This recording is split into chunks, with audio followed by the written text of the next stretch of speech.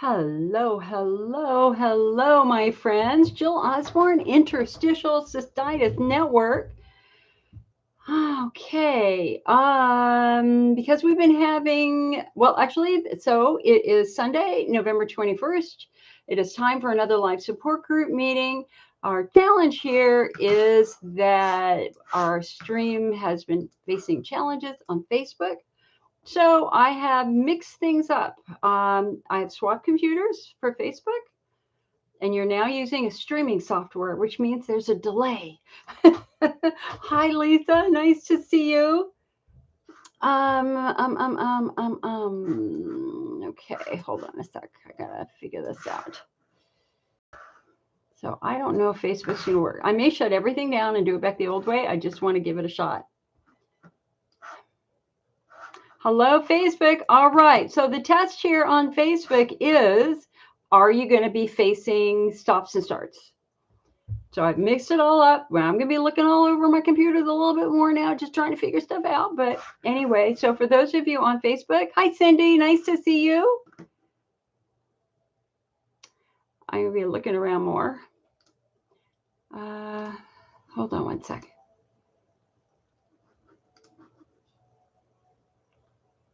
Thank you. Okay, it should let me pop this out. Why isn't it letting me pop this out? Yeah, open up, pop out. There we go. All righty then. Hi, John. Looks so good on Facebook. Excellent. There's a little delay. There's like a 30-second delay. So on Facebook now, you're on my YouTube camera. YouTube, you're up here. You're now on my Facebook camera. So I'm sorry for the confusion, but just trying to figure stuff out here. All right, one more thing. Let me just see if I can break this out. Okay, I'm going to pop out this chat. Excellent. If you'll let me pick you up. Yeah, there we go. There we go. All right. So you guys, sorry for the technical issues. It is what it is. That is life right now. So again, my name is Jill Osborne. I'm the National IC Support Group Leader. I'm the president and founder of the Interstitial Cystitis Network. I'm the longest serving IC Support Group Leader in the nation at this point in time, if not very close to being in the world. My job and my purpose in doing these meetings is to inform you, to educate you, to empower you, and then to kick you in the you-know-what and get you back to your doctor. We need you back to your doctor so that you can start asking better questions, different questions. We're going to try to open some new doors of therapy for you. Normally when I do these meetings, I do kind of like a 30-minute intro, and then I will take whatever questions you have over time. We might go into Zoom, we might not go into Zoom, et cetera, et cetera. Now, you have to understand, I haven't had a day off in a long time. A long time.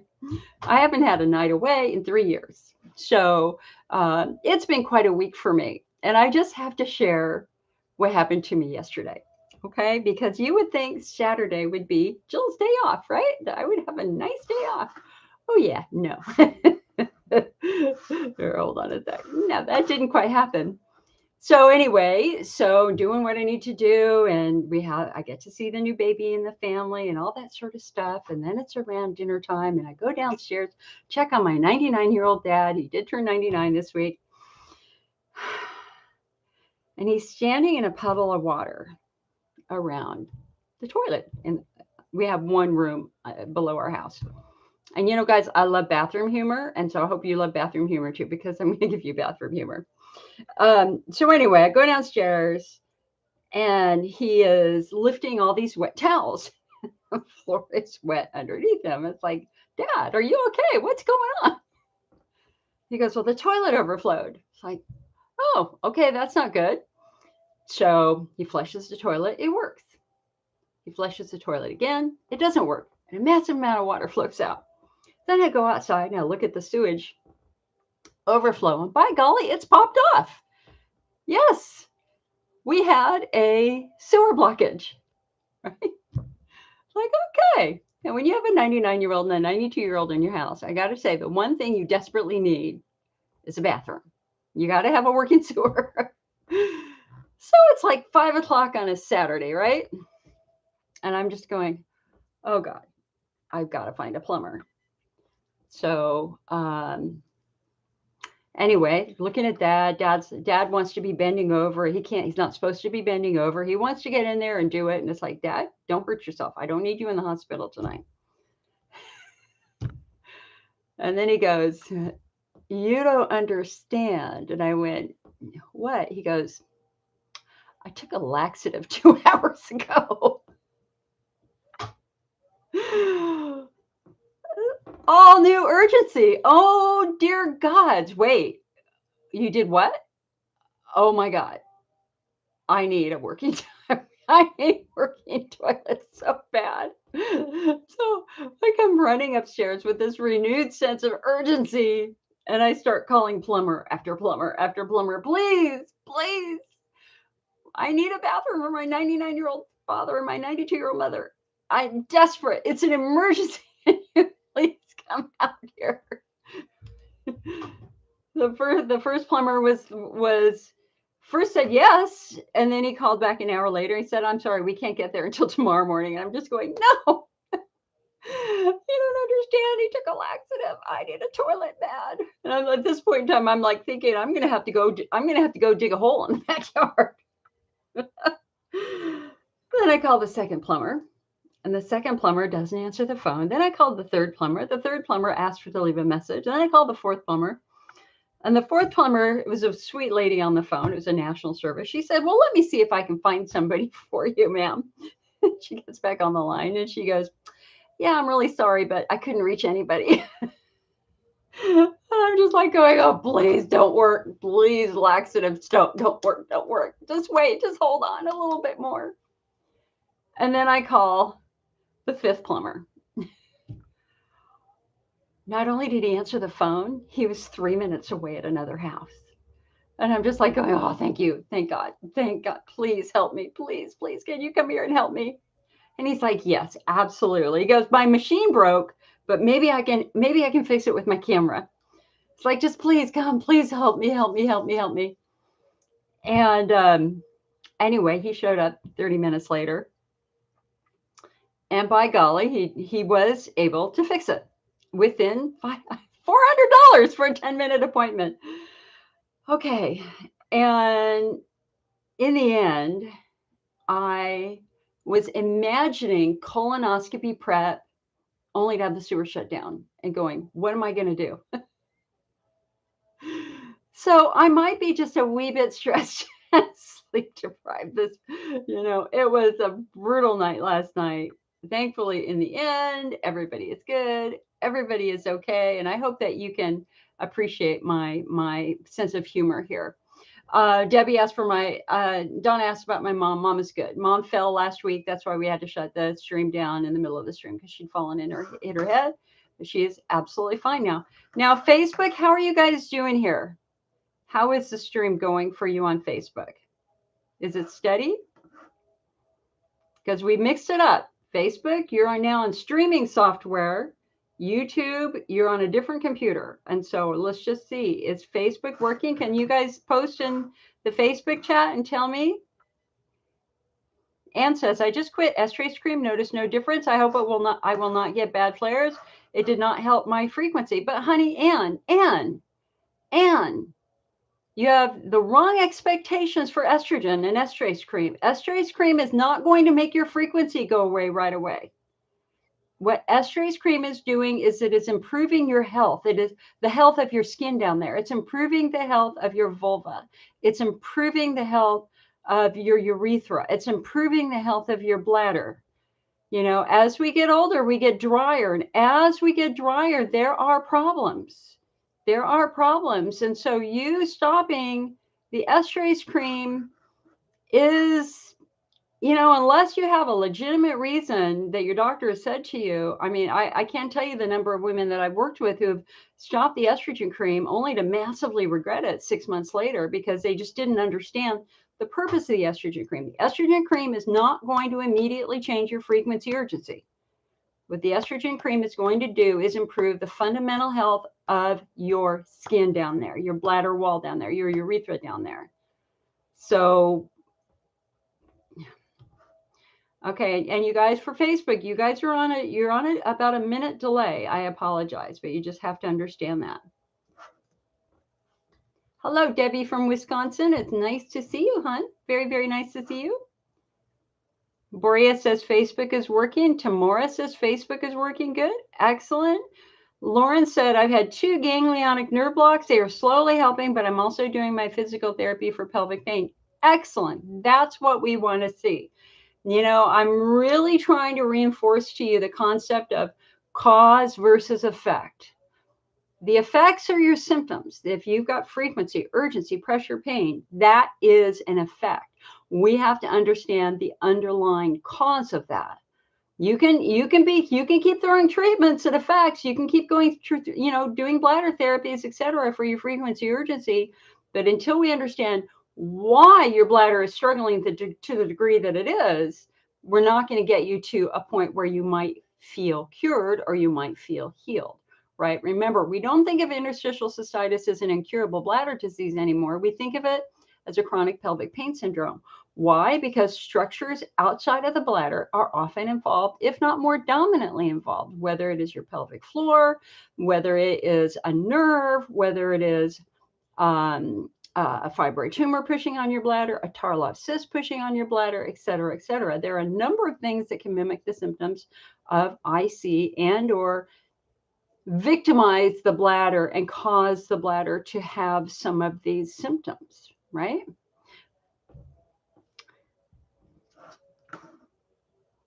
How did it feel when they did the nerve block, Lauren? How did it feel? All right, you guys on YouTube, you're being very quiet. I see you there. Hello, YouTube. But I need you to ask me questions. If you don't ask me questions, you're going to make me go back to some basic lectures that, you know, you've all heard before. Although some of you newbies might not have heard before. All right.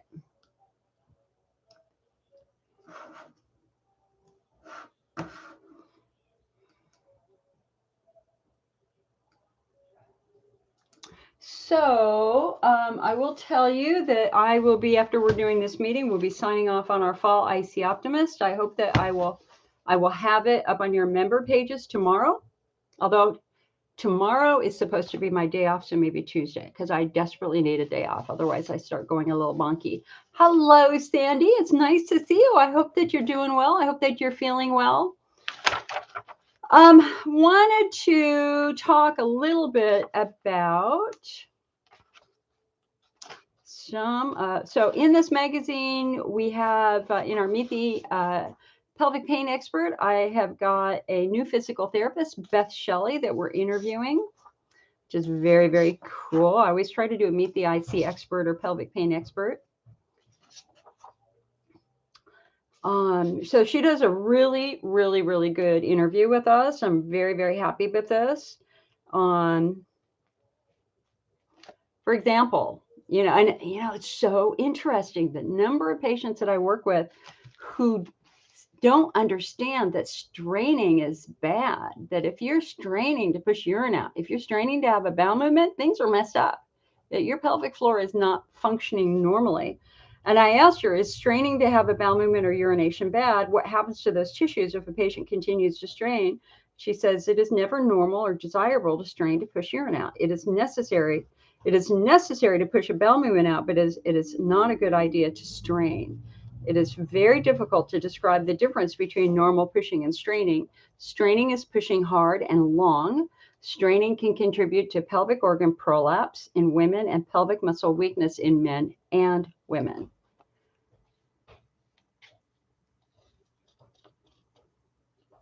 How quickly do muscles respond to therapy? Is the response durable, which means long-term, or should they expect to need help with their pelvic floor over time? And her answer is there's no formula for when pain will improve. Some patients will notice a large difference with one treatment, and some will require several months of treatment. It is also common to need a tune-up sometime in the future. I strive to teach my patients how to treat themselves, but sometimes skilled physical therapy is needed. I've had 3 tune-ups now in 10 years where I've had to go back to physical therapy. What is the worst mistake you've seen patients make? She said 2 things limit improvement. One is doctor shopping or hopping around. It takes time to get to know your pain, and it is important to communicate fully with your physical therapist so they can get to know your pain. Sometimes patients tell me they are not going back to a doctor because they do not think they have anything further to offer. While this is possible, it is often the case that the patient is not asked, is there anything else that you can do for me? Tell the medical provider if you are not better or worse so further treatments can be discussed. Now, the second thing that will limit your treatment is believing it will never get better and you will have no role in your recovery. The patient is the most important person on the medical team and has a great role in their recovery. The medical professional cannot heal you, but they can facilitate your healing. Now that sounds a little controversial, right? Like somebody's saying it's all your fault, or somebody's saying that you can do this by working with your head, et cetera, et cetera. And that's not what she means. We have to understand that if you are in a position of constant anxiety, if you are in a position of negative thinking, you are forcing your brain into fight or flight. You are forcing your brain. Your brain is going to start thinking that your life is at stake at any given day. And that's a very primitive response that once it happens, you have no control over. Your amygdala and your brain turns on, it tightens your pelvic floor muscles, it tightens your muscles throughout your body, it raises your heart rate, it raises your blood pressure. It's very hard to heal if you are in a constant state of fight or flight. Those muscles are tense for long periods of time. And so one really important part of treatment now is to try to get you out of fight or flight if you are there. 14 days of pain will put you into fight or flight. 20 days of bullying will put you into fight or flight. And as long as you're in fight or flight, and as long as you're stuck in anxiety, you are intensifying the pain. The brain will be intensifying the pain. It's a very primitive response. It's not all in your head. This is about your body trying to save your life. Remember, your brain monitors your daily health through your senses. What do you see? What do you hear? What do you smell? What do you taste? Is it poison or is it chocolate? What do you see? Is it fire or is it a puppy? What do you hear? Is it a siren, somebody screaming, or is it somebody singing? At any given moment on any given day, that is how your brain saves your life. There's no cognition happening here. It's just paying attention to your sensory information. And then it applies that sensory information to your history. Have you ever gone through this before? Is this familiar? Is this new? Is this scary? Is this threatening? But here's what we know is that when you are in anxiety, and you are in pain, your brain thinks your life is even more at stake. And so it will deliberately intensify your pain to try to get your attention to help you get involved in saving your life. Pain accompanied by anxiety is intensified. Pain that is accompanied by laughter is minimized. And so a huge part of healing here is to just try to get you out of fight or flight, try to calm that central nervous system down so that we can now start working more effectively on your muscles, on your bladder, et cetera, et cetera. If you assume the worst, you are putting yourself into fight or flight. We have to get you out of fight or flight. Let's start assuming the better. I know that might sound a little bit wonky, but we have the research to back that up now. All right, what else do I have in this magazine? Let's see here. I've got the Robert Evans research study about bladder regeneration. So for those of you who are unfamiliar with this, bladder regeneration is where they actually take a sample of your bladder and then they grow out the cells in a lab. They implant it on a scaffold that looks like a bladder. It's the same size and structure as a bladder, and they basically grow a new bladder with your own cells.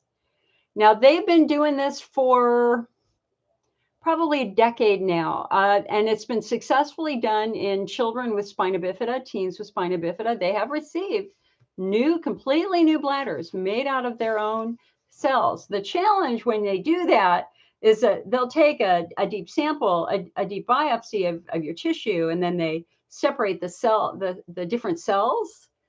So you've got the inner lining, you've got the outer smooth muscle. So they grow those out independently, right? But what they can't do is they can't blow out or grow out blood vessels. And so here they've got this nice, pretty new bladder made of your own cells, but it has no blood supply. So when they implanted it in these children, what they did is they took blood supply from the abdominal wall and just kind of wrapped it wrapped it around in this kind of fibrous tissue that's filled with blood vessels, capillaries, and things like that. And guess what? It worked. It worked. And so the response for those children with spina bifida who had these new bladders put in has been very consistent over time. Then I think, they kind of stopped doing it. And I heard that they had like licensed off the rights to it, but I'm not sure if that's true. What the Wake Forest Institute of Regenerative Medicine then did is they started creating mini organs for research purposes. And wouldn't that be great if you could create a little mini organ, like the size of a walnut, and use that to study how the bladder behaves? That made sense. So they've focused on creating mini organs, and they've done, I think, all the organs in the human body, as well as tubes like urethras and things like that. But Robert Evans, the top doctor in the United States, who is a top IC doctor in the United States, also happens to be a master surgeon. And so he has been the surgeon performing quite a few of those surgeries. And they are now looking for adult humans, adults, not children, who are interested in having kind of a new bladder tissue grown. And so if you come on over to our website, icnetwork.org, you can read the blog on that, as well as if you want the contact information, you just have to email me. That's in the blog, and I will give you the contact information. The contact information is in the magazine for those of you who are members of the IC network. You don't have to email me. It's right there. So what he says here is, I'm writing to see if you would be interested in putting something out over the IC network. I'm involved with the Wake Forest Institute of Regenerative Medicine. We have been granted permission from the FDA to proceed ahead with the next phase of our bladder regeneration project and are looking for patients. Specifically, we need somebody with a small bladder capacity of under 150 with severe frequency who would be willing to participate. They would have to agree to undergo a procedure where we would first remove a 1 to 2 inch square piece of bladder. This would then be processed and the cells placed on, thank you. This would then be processed and the cells placed on a scaffolding in a bioreactor, and it would grow into a 500 ml or so piece of new bladder tissue. We would then use this bioengineered tissue to augment and enlarge the bladder. The hope is that we would see a drop in the number of urinations per day, since the bladder would be much bigger. This would not be for somebody who has pain but does not have a small bladder. The key qualification is you got to have a small bladder. So the ideal candidate would have what we in my lab refer to as bladder-centric phenotypes without other systemic manifestations. So in other words, they're looking for IC subtype 1 or IC subtype 2 as opposed to 3, 4, or 5. All right. So that's, people have asked for years, can we just do a bladder transplant? And the answer is, well, transplants are hard. There's rejection. We don't like rejection. It's very, very painful. Now they can do it with your own cells, and that's really space age. I mean, we're talking Star Trek worthy space age advancement in bladder health.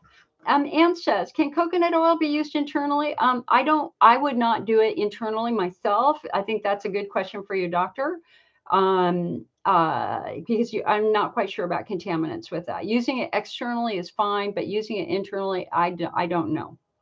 John says, will an MRI show tumors or cysts in the bladder? It should. I would think it would. How you doing, John? Nice to see you. It's been a while.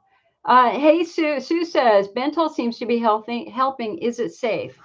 Okay, I got to refresh my memory on Bentyl. Isn't that a, okay, here, hold on. Let me just look at it here. It's used to treat certain intestinal problems called IBS. Helps to reduce the symptoms. I was thinking of something else, another drug that ends with a TYL. All right. It helps to reduce the symptoms of stomach and intestinal cramping. This medication works by slowing the natural movements of the gut, relaxing muscles in the stomach and intestine. Dicyclamine belongs to a class of drugs known as anticholinergics, antispasmodics. Let's see what the side effects are. Dizziness, drowsiness, lightheadedness, weakness, blurred vision, dry eyes, dry mouth, nausea, constipation, bloating.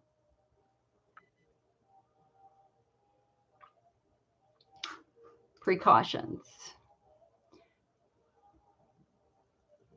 Looks like there's some issues if you have a family history of glaucoma, enlarged prostate, blocked urinary tract, ulcerative colitis, fast or irregular heart rate, heart problems due to severe bleeding, high blood pressure, central nervous system issues.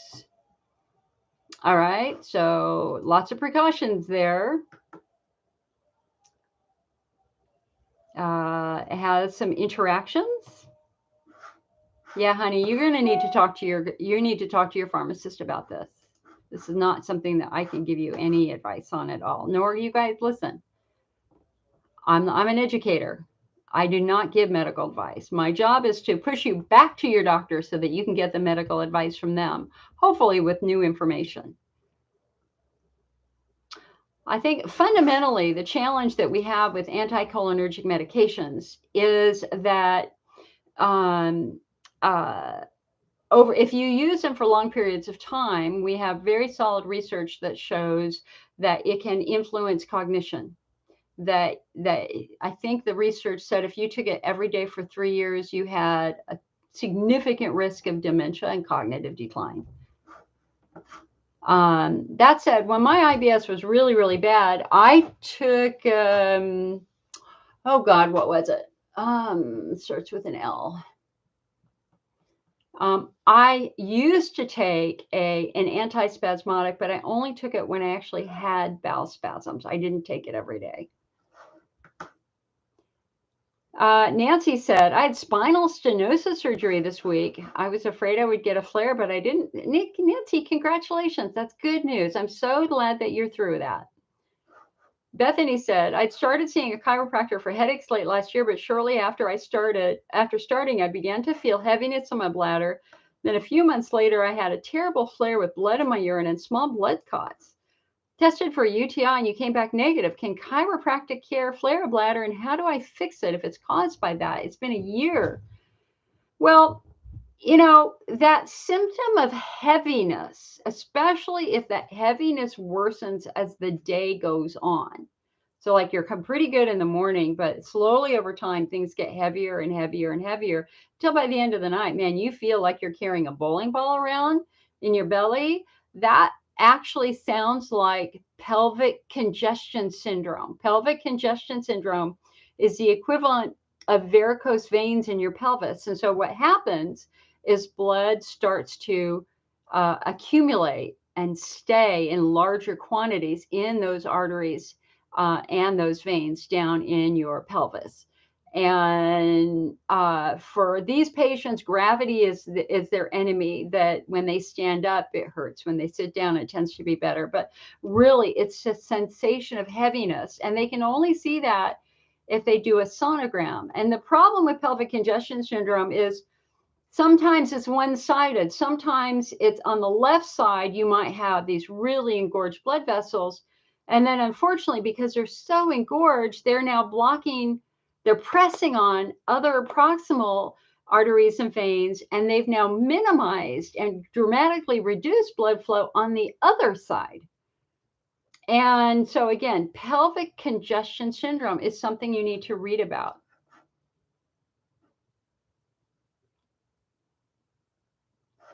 Oh, Kayleen, honey. Kayleen lost her grandmother this week. Oh, I'm so sorry. Honey, I'm so sorry.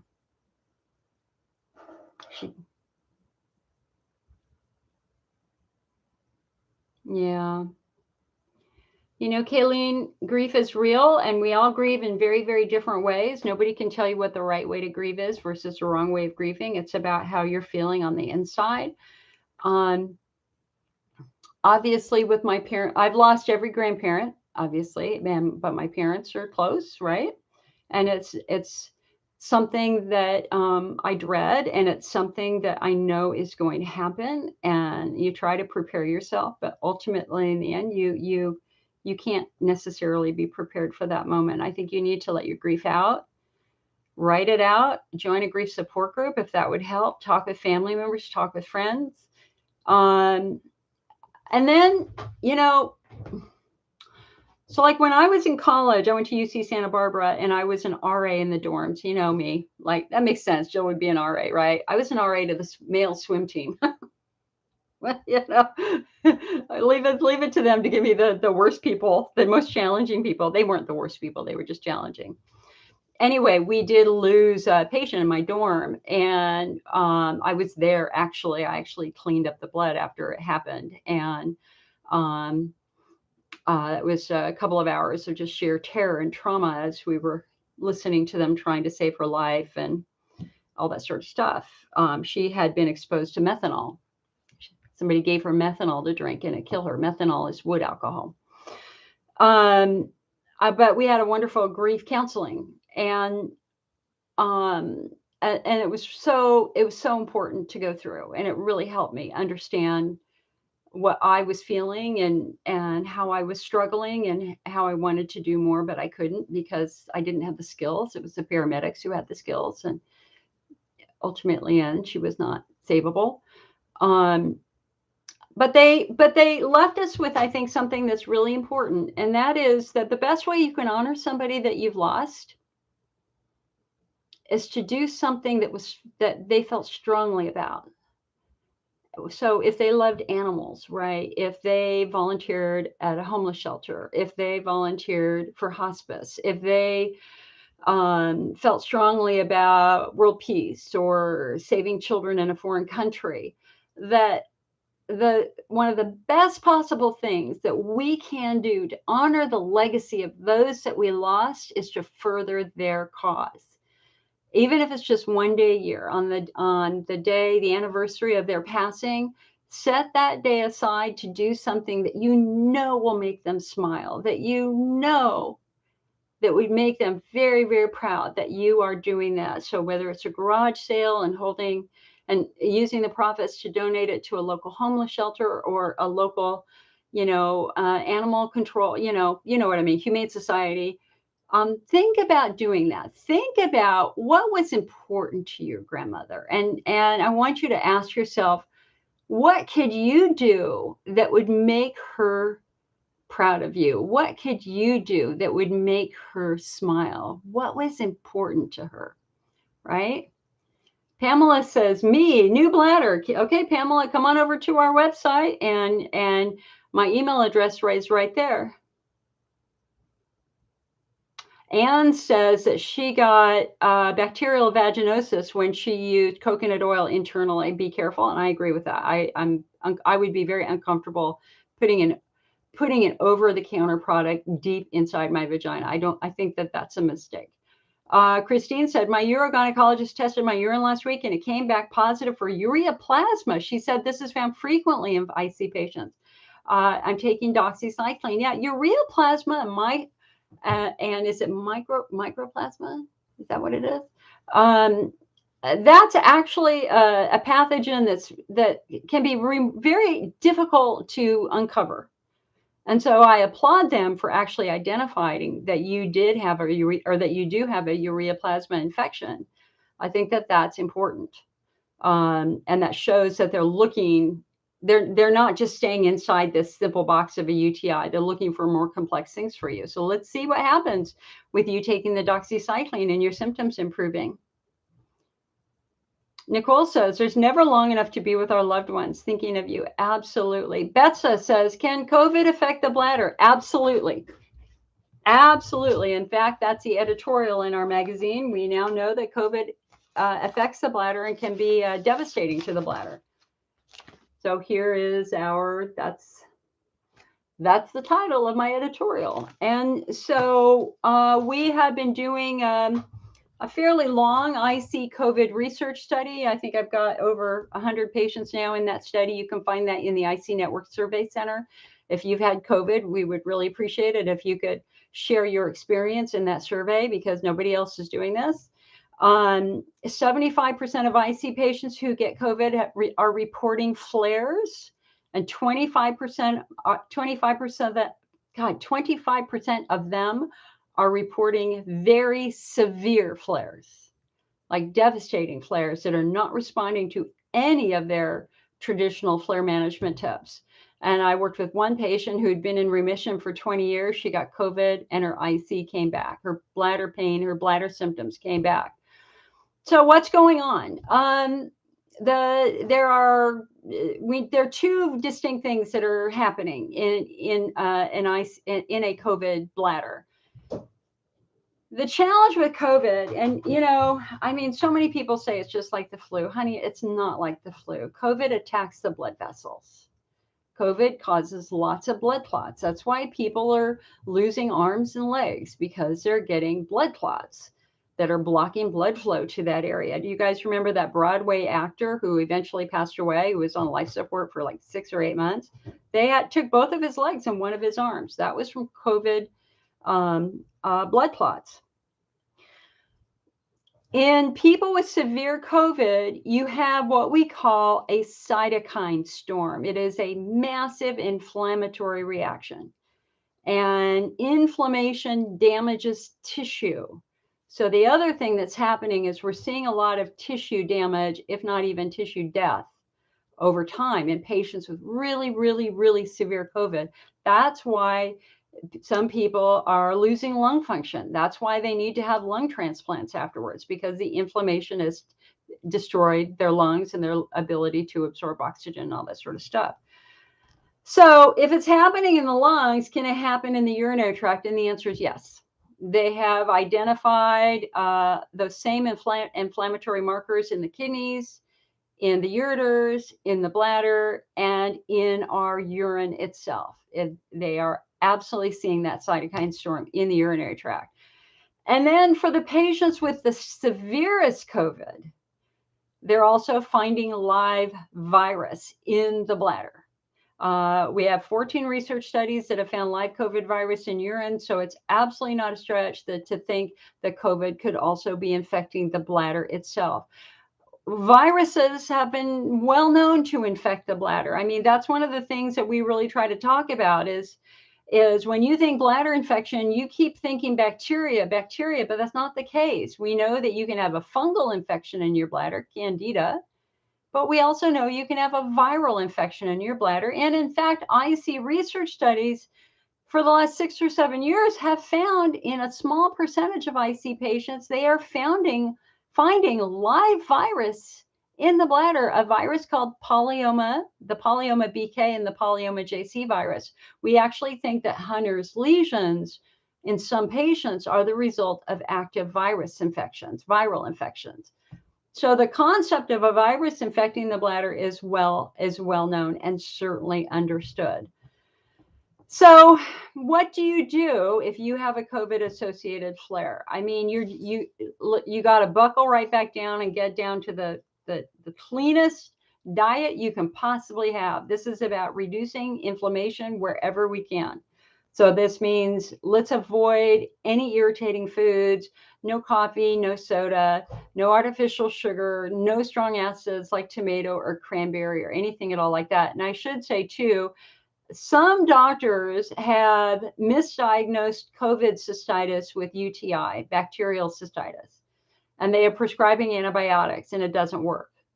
So just know that you might feel like it's a bacterial infection when in fact it's actually called COVID-associated cystitis.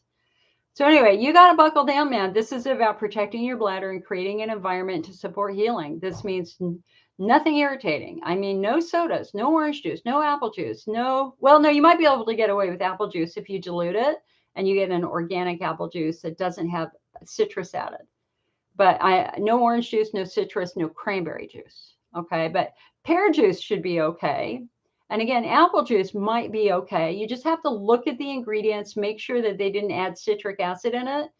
Or even if they did, dilute it 2-to-1 with water, right? So just make yourself a really, really dilute juice, because I know we got to get your fluids up when you've got COVID also. If you're older and you are in estrogen atrophy, you want to make sure that you keep using potentially that estrogen, because that will also help your skin be fairly strong and consistent. And we're waiting for doctors to give us a better treatment protocol for COVID. We don't have a published treatment protocol. I will say I've had one doctor tell me, Dr. Theo Herides, who last spring was getting ready to do a paper on COVID-associated cystitis with Dr. Christine Whitmore. And so he and I talked quite a bit about that, and I shared him our data. The only recommendation he said was Cystoprotect and Neuroprotect. He suggested patients do both of those. But again, there's no research or data that's supporting that it's successful. It was just a guess. And at this point in time, everybody's guessing right now. If you have a COVID-associated flare, if you will email me, I will email you our magazine, which has 9 research studies listed that document COVID-associated issues with the bladder, and you can give this one-page document to your doctor, and it might give them a few more ideas on how to care for you. Okay, but just know that that's something I am always thinking about. I'm always thinking about what can we do for patients with COVID-associated cystitis, because it's going to be millions. I'm sure that there are millions of patients around the world who have had COVID, and a significant subset are reporting urinary issues. So they're going to need help too, especially if they're long haulers.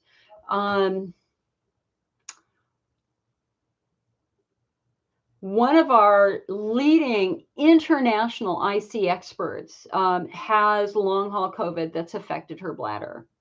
And we have been exchanging email consistently. And we just went through another round of email this week. And let me just pull that up. Hold on a sec.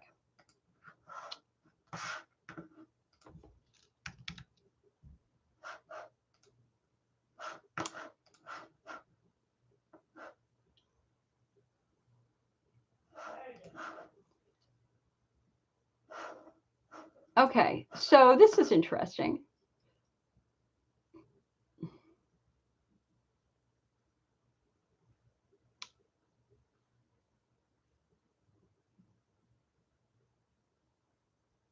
So I emailed her because I just gotten off the phone with another patient with severe bladder symptoms because of COVID, and asked if she knew of a treatment algorithm that focuses on reducing inflammation.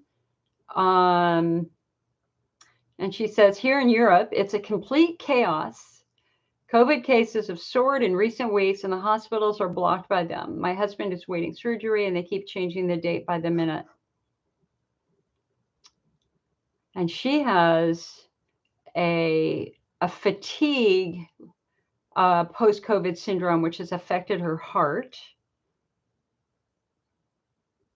But she said that Oxford University, Professor Katie Vincent from Oxford University, is studying post-COVID syndromes.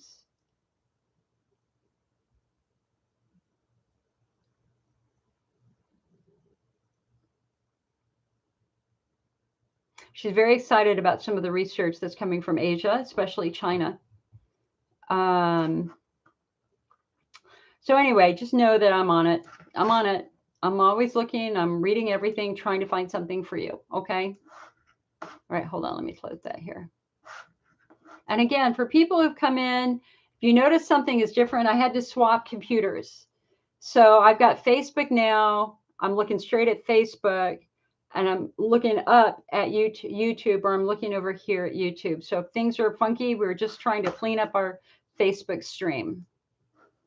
And you are on a delay, Facebook. You are on about a 1-minute delay. So that's just the way streaming software works. My email, Betsa, is icnetwork@mac.com. icnetwork@mac.com. Sandy says, hi, Sandy. Mom's good. She's been very weak, but it was because she needed her infusion. We went and did her infusion on Thursday. She was really weak. I mean, we were doing wheelchairs the whole way. It was a miracle. I got her out to the car, and now she's perking up now that she's had her iron infusion. You think you may have COVID-associated cystitis?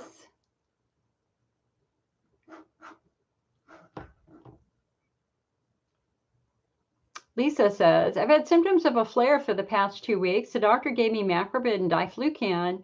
Now I'm on my second dose of diflucan for yeast. All along, I think it's just a flare. Here, hold on a second. Wait.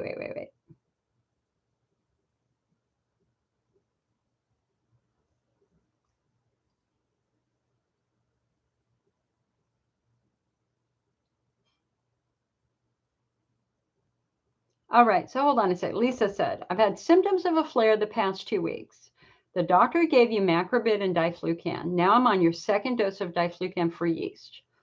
All along, I think it's just a flare, but this doctor said there was bacteria in my urine, but the culture didn't grow anything. How do I handle doctors like this? Don't I always have bacteria or unusual cultures, right? So, the quick and easy way of figuring out if you have UTI is to do a dipstick test, right? And a dipstick test, where they just dip a strip of plastic and they put it right in your urine, it's testing for leukocytes and it's testing for nitrites, right? Leukocytes are white blood cells. Nitrites are produced only by bacteria. And so if you have a double positive, then yes, you have something funky going on with bacteria in your bladder. But if you're only positive for white blood cells, then some people would say that that implies that you have infection, but it really doesn't. I'm going to just say right now that, I've tested my urine, gosh, especially my first couple of years. I mean, I probably had 30 or 40 urine tests in 2 or 3 years because, when you have the symptoms of frequency, urgency, pressure, pain, you're like going, it's UTI, it's UTI. What else could it be? It's UTI. And you call your doctor and the doctor goes, okay, let's test it. And they were all negative. But I always had microscopic blood in my urine, and I always had a little bit of leukocytes in my urine. And that's where you've got to really think about IC as injury for some patients. If your IC was triggered by chemotherapy, the chemicals of the chemo damaged your bladder. And so now we have a little bit of a wound that's oozing a little bit, and that would be the source of the microscopic blood as well as potentially the leukocytes. There's a more advanced explanation that I can share, but we don't need to go there right now. So it's possible. It's possible to have positive leukocytes and not have a UTI. Now, the other thing we have to realize is that when they do typical urine tests, they're using what we call a growth medium. So for anybody who did microbiology, you know what an agar plate is. An agar plate is a round, it's about this big, it's round, and it has a growth medium in it that contains food that certain bacteria eat. So like when I got my bachelor's degree, my senior project was the isolation of drug-resistant bacteria from campus and from local hospitals. So what I did is I drove around, I went to bathroom sinks, drinking fountains, and I took samples. I just took very interesting samples of stuff. And then I took those samples and I put them across the agar plate to see what grew. And they all grew. Not only did they all grow something, it was disgusting what they grew out. But then the second part of that was that I took little round pieces of paper that were each soaked with different types of bacteria. I mean, antibiotics. So by this time, I've got an agar plate that's green or white that's covered with something growing. And then I put these little infused pieces of paper over this. And that is what we use. That's what they use to try to figure out what antibiotic will kill that specific bacteria. The flaw with that technique is that different bacteria eat different food. And so an agar plate is only going to grow out the bacteria that eat that specific food. And that's one reason why ureaplasma and mycoplasma is fairly difficult to identify. And that's one of the reasons. Everybody has now kind of had that come to Jesus moment in the last year or two, where we're realizing that typical urine cultures, broth cultures, agar plate cultures, whatever, they're just not, they're not thorough. And I saw one paper that suggested they missed 95% of the potential pathogens that could grow out of your urine. And so today we do something called next generation DNA urine testing. So rather than relying on growing anything out, instead, what they do is they just look for pieces of DNA in your urine, and then they identify the bacteria and the drug resistances based upon the DNA that they find. So this is the future. It is the next generation DNA urine testing that has now greatly expanded our knowledge of the urinary biome, what's supposed to be in the bladder, what's not supposed to be in the bladder. It identifies every bacterial species potential there because, again, they're not growing anything, but it also will identify fungus and it will also identify virus. And so, now we've got kind of a much better picture of what could be infecting your bladder if you have a bladder infection. Um, Unfortunately, a lot of health insurance companies won't pay for it right now. And some people poo-poo it and say they don't know how to read it. And yet all the COVID testing is next generation testing. Last year at the American Neurology Association, there was a podium lecture that went to everybody where they just predicted that in 5 years or 5 or 10 years, we won't do any more urine cultures. It will all be next generation testing. But there's just a huge learning curve. There's a giant learning curve to teach doctors how to interpret the data. If you want to learn more about next generation DNA urine testing, I built a website on it called bladderhealth.org. Bladderhealth.org. You can go watch a bunch of videos of doctors who use it. I've had it done twice. I thought it was very interesting. It was very meaningful to me because I thought I had a problem. I thought I had infection, and it actually came back negative. And I actually thought I had a fungal infection. There was no fungus found. And and that's where it gets tricky. I mean, you got to understand that the bladder only knows one language: frequency, urgency, pressure, pain. The only way that the bladder can tell you that there's a problem is by giving you the symptoms that you associate with infection. This is why every single IC patient first thinks they have infection. But a bullet wound can cause the same symptoms. A stab wound could cause the same symptoms. Bladder cancer can cause the same symptoms. And so you kind of don't automatically assume when you have a flare or when you have to get up at night that you have UTI. An injured bladder from you drinking way too much coffee would also get you up at night with frequency, urgency, pressure, pain for some of you, especially those of you with IC subtype 1 Hunter's lesions or IC subtype 2 pelvic floor. IC subtype 2 bladder wall driven. So, and then the other thing that's just so weird is here you've got vulvodynia. For patients who have vulvodynia, you feel like you've got this terrible yeast infection. I mean, like literally, the pain in the vagina and the vulva is terrible. And you go to the doctor and the doctor goes, "You're fine. You're not even red. There's nothing wrong with you." And you're laying on the table with your legs open, looking at him going, "It's impossible. I'm in agony." And that just shows you yet again that these symptoms are confusing at first. That in fact, you can have vulvodynia symptoms from tight muscles. You can have vulvodynia symptoms from having a sensitive nervous system. So we're really, we've learned so much more.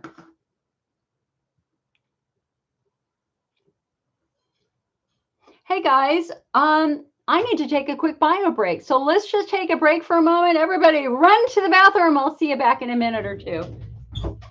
I need to get some water too.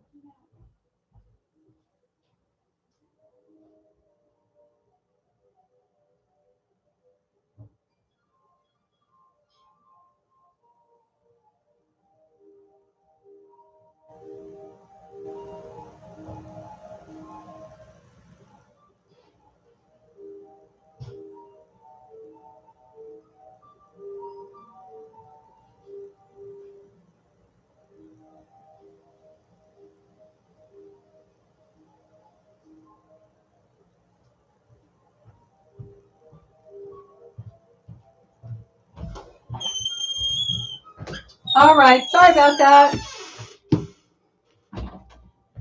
For those of you who know me, you know that I'm usually pretty darn fast. But have you ever noticed? I mean, this is something that I struggle with. That in many times I'm in a hurry. Like I am like running out the door, I'm trying to come back to support group meeting. And so you just want to be done. Just let me pee or whatever. And inevitably, there are moments when we strain. And you can tell you're not done.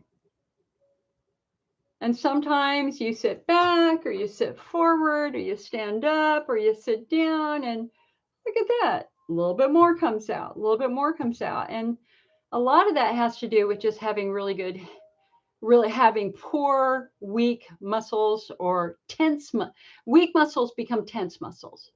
So when you have pelvic floor tension, that ultimately means that you also have very weak muscles. And I have to remind myself to just let it be. Just like sit there and just let your body do what it needs to do on its time. And that's like a lifelong lesson, you know? I mean, especially for those of us who have bladder issues, it's fairly, you kind of forget, you know, and you're in a car and you got to pee or you're at a movie and, you know, you just want to be done. Anyway, so relax and let it happen.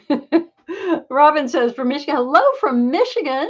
My husband has IC with Hunter's lesions. Any specific resources for men and IC Hunter's lesions? Robin, yes, we have over on the IC Network website.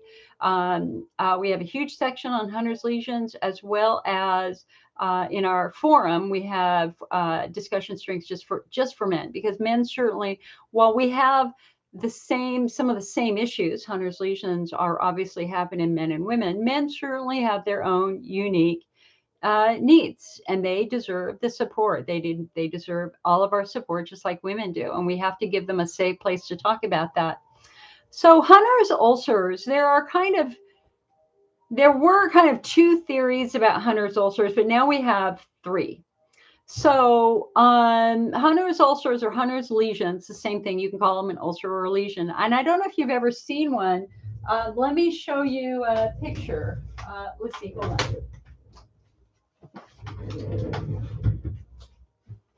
So remember, you guys, seriously, remember that the IC patient population is a very diverse patient population. The IC is a grab bag diagnosis. We're not all the same. For some people, IC begins in childhood. For others, IC begins after menopause. For some people, IC begins after chemotherapy, while for others, IC begins after having a baby. And you really see the diversity if you look in the bladder, because most of us have a normal bladder, but some of us, 5 to 10% of IC patients, have Hunter's lesions. And Hunter's lesions are characterized by having a center point with kind of arms radiating from it. That's very different from this. These are what we call petechial hemorrhages or glomerations. They thought that this was IC from like the 1940s until really today. But we now know that this is often the result of the test itself, that when you stretch the bladder, petechial hemorrhages happen. And so hydrodistension with cystoscopy is no longer really the gold standard for diagnosis, unless you have Hunter's lesions. If you have this, if you've got a wound in your bladder wall that bleeds profusely, they call it a waterfall of bleeding when you stretch these wounds. This is a whole different beast. Researchers around the world now agree that Hunter's lesions is its own unique disease. They call it Hunter's lesions disease. In our IC subtyping, we call it IC subtype 1. Okay, and Robin says, he takes cyclosporin prescribed by Dr. Peters at Royal Oak. Any thoughts? Excellent choice. So, okay. So again, let's talk about these three theories first. Okay. Theory number one is that it is massive inflammation, probably from a nerve that's been traumatized. Because when you biopsy a lesion, man, there's warfare happening in that tissue. It is a massive inflammatory process happening that for the rest of us, when we biopsy our bladders, we don't find. It's the Hunter's lesion patient who has really distinct warfare going on in there. And we now have a clue as to what that could be, because researchers in Europe about 6-7 years ago made a remarkable discovery. They were the ones who found virus in the urine of patients with Hunter's lesion that was not found in patients without Hunter's lesions, specifically the polyoma virus. The polyoma virus is a virus we all have as part of the human biome, or virome. Okay, we're going to come back to that, Robin. Hold on one sec. That's our third thing. Okay, so in any case, they found a polyoma viral infection. And they have multiple studies now that some, but not all Hunter's lesion patients did have viral issues. And we do next generation testing now to try to identify that virus, because that would help us understand why Elmeron and why other therapies would not have fixed Hunter's lesions if it was actually a virus.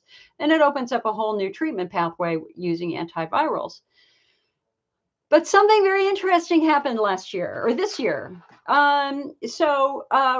Researchers published a case study of a woman with severe Hunter's lesions and a severe prolapse.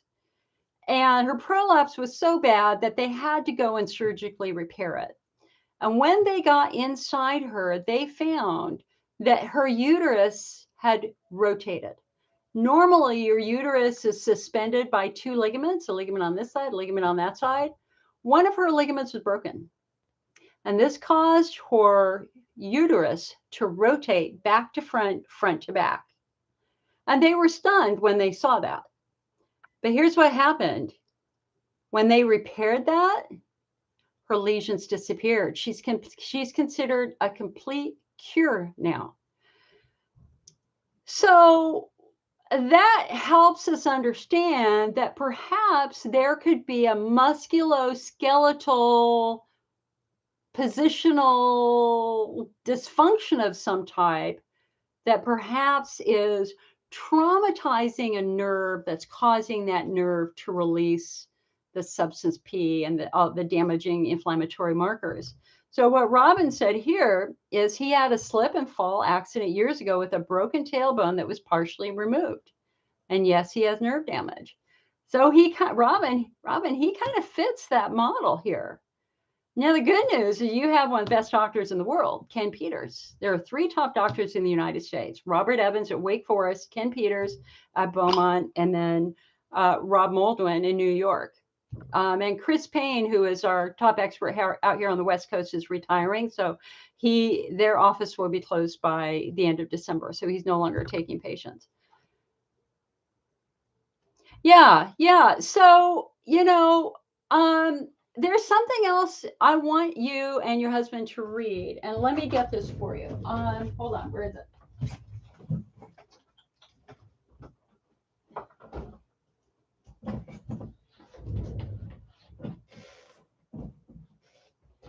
So, again, I don't think of IC as an incurable bladder disease, and most people don't. They think of IC as a pelvic pain syndrome. Why? Because structures outside of the bladder are often involved, if not causing the problem. And if you go back 100 years and you look at the various papers that were written, I mean, the first paper definition of IC was like in 1850 in England, somewhere in there, and it was perfect. I mean, it applies today. It was so well written. Except back then they thought it was mostly bladder stones, but they described that patient perfectly. But as you look at those papers, you also notice that they start describing muscles so tight they resemble tight piano strings. Now, our flaw here with Western medicine is that doctors like to stay in their sandbox. They like to play in their sandbox. Urologists work in the urinary tract, gynecologists work in the reproductive tract, gastroenterologists in the bowel. And they don't necessarily look at relationships, and they, in many cases, don't look at muscles at all. And so here we have famous urologists writing papers on IC, describing muscles so tight, they resemble tight piano strings, but they never treated them. And I think part of it is that what's wrong with my glasses? Part of it was because they didn't know how to treat it, right? So in about like 1998, 2000, somewhere in there, a physical therapist named Miranda Cotterino started coming to national IC meetings. And she was basically saying, hey guys, what about the tight muscles? What can we do for these tight muscles? And they laughed her out of the room. I mean, they didn't literally laugh her out of the room, but they didn't pay attention to her, and they basically walked out of the room when she was talking. She was right. And she got the feds to do a research study on pelvic floor physical therapy. And they released that data in 2008. And that data was stunning. That pelvic floor physical therapy basically outperformed most bladder therapies.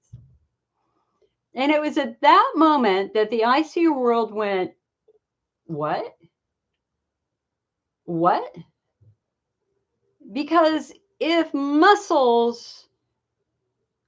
therapy eased symptoms, if not eliminated the symptoms, then maybe IC isn't a bladder disease for some people. Maybe it's a pelvic injury for some people. And again, you go back to those early papers and you see muscles so tight resembling piano strings. They just didn't know how to do it. And it took somebody like Rhonda Cotterinos, who is a strong, confident woman, to walk into these meetings of men and say, guys, you're missing a big piece of this puzzle. She now teaches them at their own conferences, but literally the first year they walked out of the room. So that moment turned the IC movement on its head, because up to that point, they're going bladder, bladder, bladder. And now they're going, muscle, muscle, muscle, bladder, muscle, muscle, muscle, bladder. Now we've even expanded that more, because now we know for some people we have nerve issues and we have something called subtyping, and we try to find your unique presentation. One of the doctors that got onto the muscles early on, and he also was a lone voice in the storm at these big urology conferences, was Dr. Jerome Weiss, this man right here. And he saw early in the early 80s that bladder therapies didn't work. They just didn't work for most of his patients. And he wanted to know why. So he started looking beyond the bladder at the muscles. And eventually he became a muscle specialist. And then he became a fascia specialist. And he was everything about the muscles. Then everything about the pelvis in general, other orthopedic structures. And this book, Breaking Through Chronic Pelvic Pain, is his retirement love letter. It took him 15 years to write this book. And your husband, with his broken tailbone, needs to get this book, because he talks about the tailbone. He's one of the first. I didn't even know to ask about tailbone injuries until I'd read this. It's stunning the number of patients who have tailbone injuries, and I have a tailbone injury. I broke my tailbone the year when I was in 7th grade, when I first had frequency urgency. So this book is perfect for anybody who has had some sort of physical trauma or injury down there.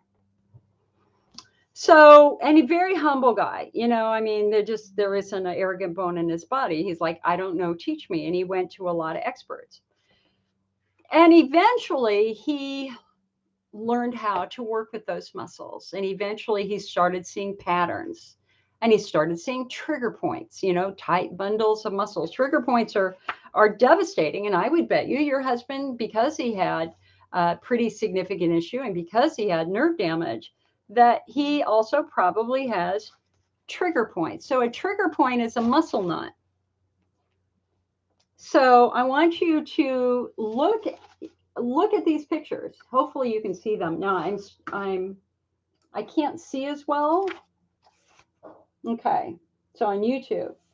So here is a muscle knot. A muscle knot becomes a long-term compression injury. As long as that muscle has a muscle knot, it will never be healthy. And this is why when you do physical therapy, they want to work these muscle knots out, because look what happens when you have muscle knots.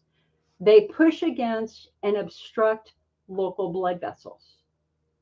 And you can see this in both of these diagrams, right? And that just begins this whole cycle of muscle issues and then nerve issues and all sorts of stuff. So in his practice, another thing that just baffled him, because he eventually became an absolute master at manipulating. And so manipulating tissues. I mean, if you had, here, hold on a sec. If you had muscle knots, you would walk out of his clinic without muscle knots. He was that good. But what baffled him is, why did it come back? It's like, a patient would call his office a week later, a month later, 2 months later, and say it's back. And he'd bring him back into the clinic. And you can get the book on our website, Robin, and it's $6 cheaper than Amazon. So just so you know. So when he brought these patients back into clinic, the same trigger point came back in exactly the same spot. I was like, but wait a second, I had that gone. Why is it back?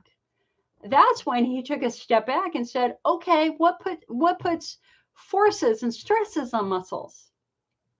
Bones. So if you have, for example, a bad hip, or, a better example, it makes sense. If you've got a bad hip and you're limping, or a bad SI joint, or a bad knee, the odds are, you're getting, your hips are kind of out of balance, right? They're not functioning they're not working with each other level and level. Okay, sorry, my words are not coming easily to me today. What he eventually found is that 95% of his patients with a long-term chronic muscle tension, it came right back down to how they were walking. And there's a great picture in here, and I want you to look at this picture here for a moment. Okay. So here, I got to move this screen. Sorry, all my computers are reversed right now. So here's a normal leg, right? And you can see that the leg basically goes straight up. This lowest bone is virtually straight up. And then we have the two bones up here. Actually, okay. No, it's one bone, right? It's two bones. No. Okay, this is what happens when you've been up all night with a leaking sewer and somebody who took a laxative. Okay, so I'm a little bonky right now. Okay, so we have two bones down here, and we got the femur up here. I was looking at this muscle right here. I was like going, is that a bone? No, that's not a bone. That's a muscle. Okay, but let's look again at this healthy foot. Basically goes straight up. And if you look at the muscles, especially up here, piriformis muscle, things like that, everything looks normal. Now I want you to go immediately cross. Look at this. This piriformis muscle is stretched dramatically. Why? Well, let's go back down. Look at the ankle rolling in. Because the ankle is rolling in, the lower leg isn't straight up anymore. It's now at an angle. And now it's perpetuating that angle and worsening that angle as it moves up your body into your pelvic floor. So what he found is that 95% of his patients with a long-term chronic pelvic floor tension that kept coming back over and over and over again, it related entirely to how they were walking. And the chapter on the feet in this book is mind-blowing. If you have a history of Morton's toe, Morton's neuroma, shin splints, plantar fasciitis, that tells you that there's an issue with how you're walking. I have all of those, right? I've had nerve shots in my feet. I've had steroid shots in my feet. If you have an ankle that rolls in or out, that could be influencing your pelvic floor and causing chronic tension. So again, and one of the patients that I've worked with over time is a patient whose muscles are just rock hard. Like, holy hell, they're not normal. They are so hard, they're impossible to work with. And obviously she has not had a normal life. And now we know why, because she has a club foot. She was born with a birth defect and she's never walked normally. And that stress gets messed up into the pelvic floor. Robin, also want to tell you and your husband a very, very important patient story that I put in our magazine, I think about 2 years ago. So I had a patient who came, we had an ICN member who came to one of these meetings.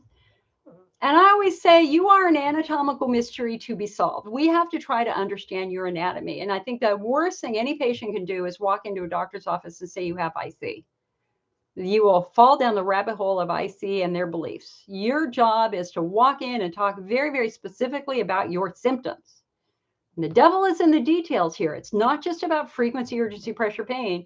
It's about that pain that shoots down your leg, or that vibration that you feel like you're sitting on a cell phone on vibrate, or persistent genital arousal disorder for women where you feel aroused, but it's painful. I was working with a patient on Friday who had that, and she never told any doctor. It's like, okay, I'm glad you told me because we know what that is.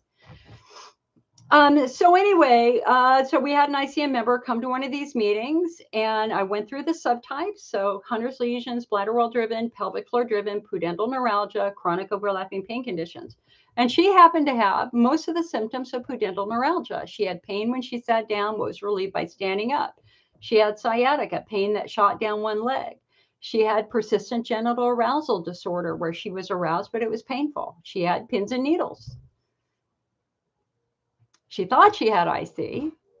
She went to her urologist and said, hey, I attended this lecture online. I'd never heard of a condition called pudendal neuralgia. Here's information on that, and here are my symptoms. I think I have pudendal neuralgia. And the doctor said, I agree. I absolutely agree. I think you have pudendal neuralgia too. So we now have to figure out why the pudendal nerve is compromised.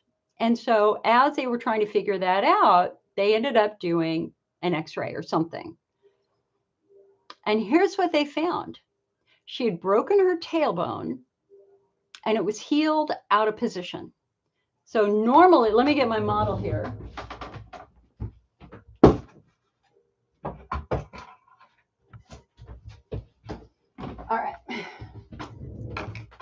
All right, so let's look at this model here for a moment. I was actually feeling my tailbone this morning too. I was just curious. Okay, so obviously it's your pelvis, right? Your pubic bone, also known as your pubic symphysis, if I pronounce that correctly. We had another IC patient, same thing. They did x-rays and this joint wasn't, it was breaking.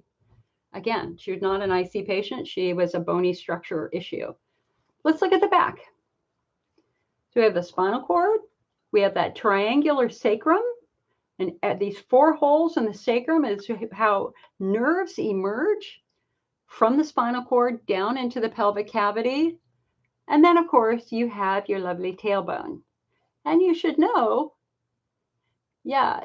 Oh, okay. So here she says, my husband has pudendal neuralgia. He had an inner stim for a while. He has a twisted sacrum from a fall injury. Okay. Notice your tailbone. Your tailbone curves under. It's hard for me to demonstrate it with my finger because I know it's reversed for some of you, but it should curve under. Think about a dog with his tail between his legs. The tail is meant to kind of curve between your legs.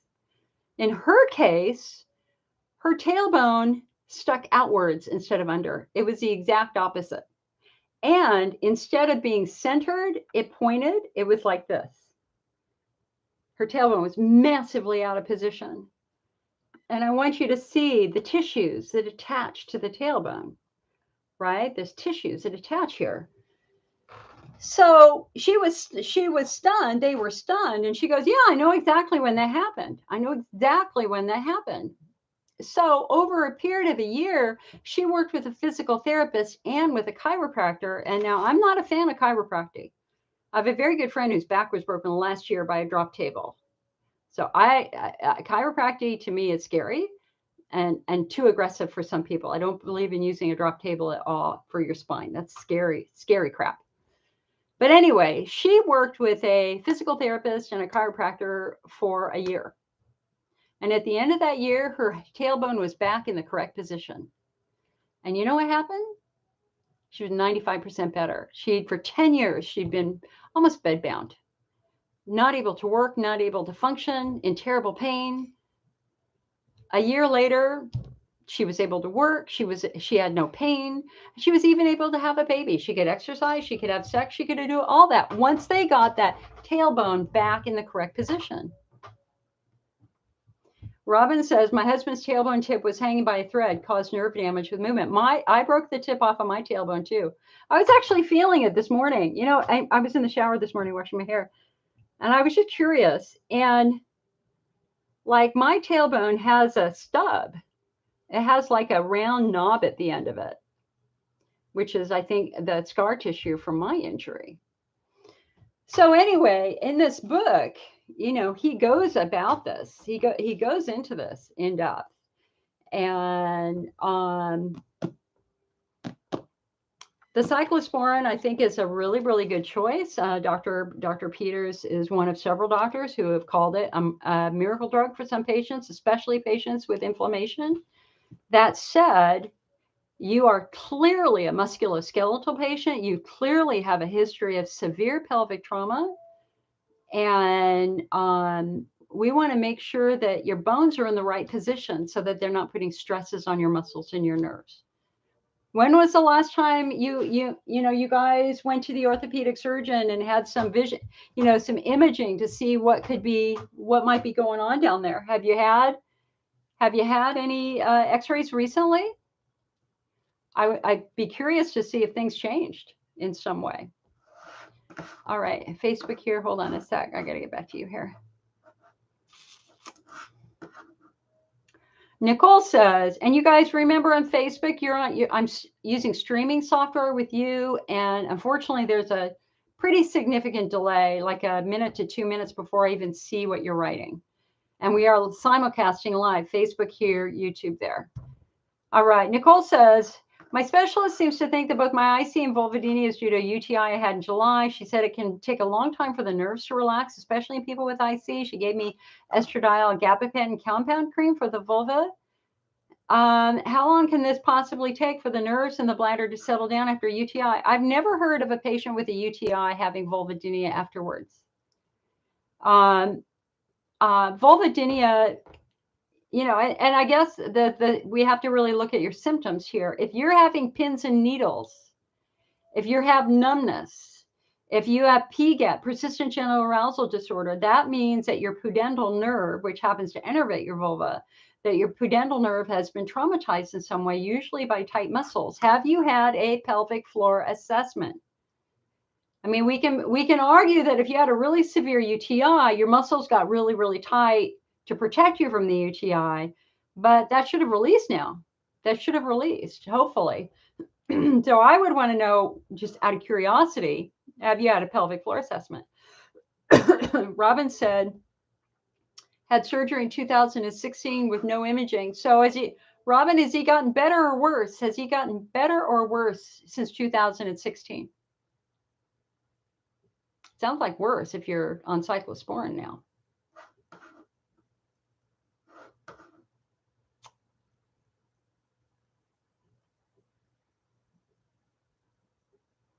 Bethany, where can you get a next generation DNA urine test? It's called Microgen. You order it online and they send you the kit and you collect the urine. They have a piece of paper in there and you then have your doctor sign that, but you have to you usually pay for it ahead of time. It's $199. A lot of infectious disease doctors use it. Some urologists do it and some don't. Nicole says in New York, the doctors here won't do them. Microgen has doctors where they work with around the country, and they can set you up with one of their doctors to at least order the test so that you can see what's in it. Dawn said, I did Microgen twice. They found 4 bacteria and candida. I can't seem to get rid of it. I have major urgency frequency. Yeah, that's tricky, hon, because sometimes you end up chasing infection. I mean, if you come back with, let's just say you come back with chronic fungus in your urine, along with, let's just say, E. coli and Enterococcus, the urinary biome is a series of natural checks and balances. There are good bacteria that keep bad bacteria in check and keep fungus in check. And if the good bacteria is messed up, then the fungus and the bad bacteria can grow. And so it's kind of a mistake to think that antibiotics are going to repair the biome. What's going to repair the biome is perhaps it is giving the tissue the bacteria it needs to kill the infection. And there have been some pretty reasonable predictions that within 10 years or so, we're going to be treating urinary tract infections with bacteria, with the good bacteria that kill the bad bacteria. Because the challenge with the antibiotics is it kills everything, including the good bacteria. And then you could end up with C. diff and more fungal infection. So you're in a very tricky spot, Dawn. It's challenging. Bethany says in New York, there's a law that says the lab has to be in New York to do the next gen test. Lori says, I had a urodynamic test on Friday. My bladder was so painful last weekend. When I tested my urine, the nitrates didn't show up, but leukocytes were quite strong. Oftentimes I have leukocytes, but no nitrites. What does that mean? It means that your bladder's injured. It means that you're flaring. That's the way I interpret that. That if you ate something you shouldn't have eaten and that acid has irritated your bladder, your body, the urothelial cells. Let me get my slide here.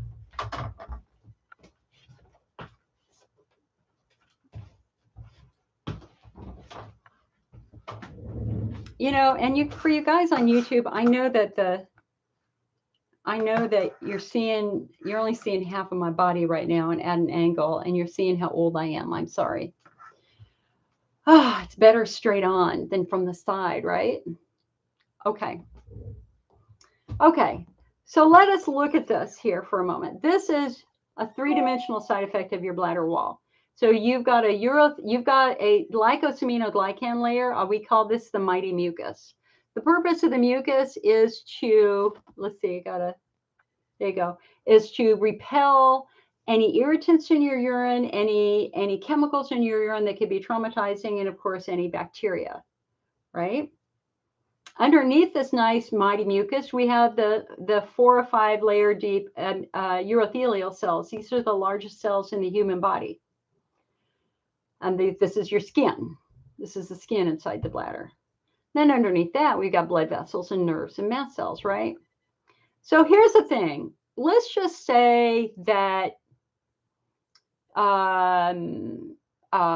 you have a little bit of estrogen atrophy. So now you don't have that nice thick mucosal barrier anymore, right? It's right here. It's missing.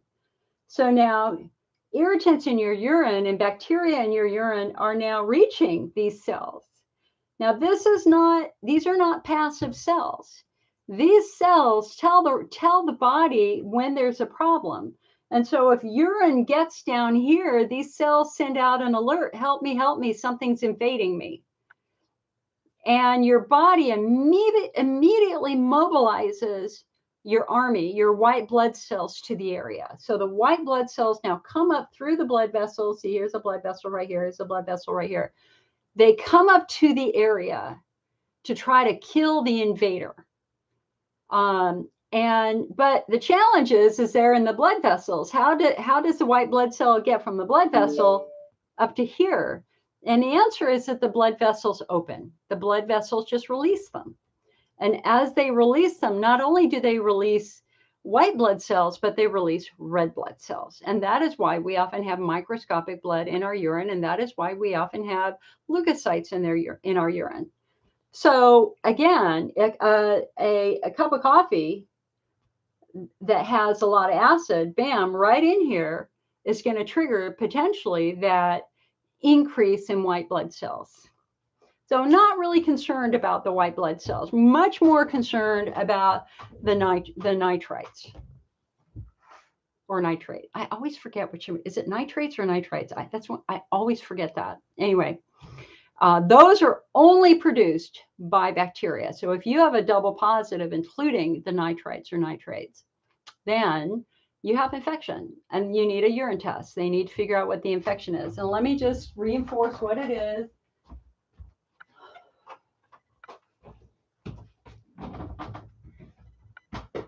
So these are azo urinary test strips. And Nitrites. It is nitrites. It is not nitrates. It is nitrites. All righty then. So that's why you might have more increased leukocytes, and that just means you're flaring.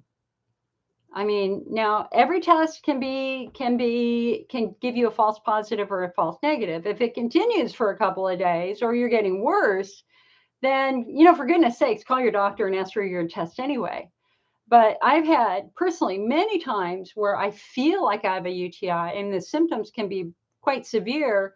And you do this test and it's just leukocytes, and inevitably a day or two later, the symptoms have improved and it was never infection in the first place. It's just a flare.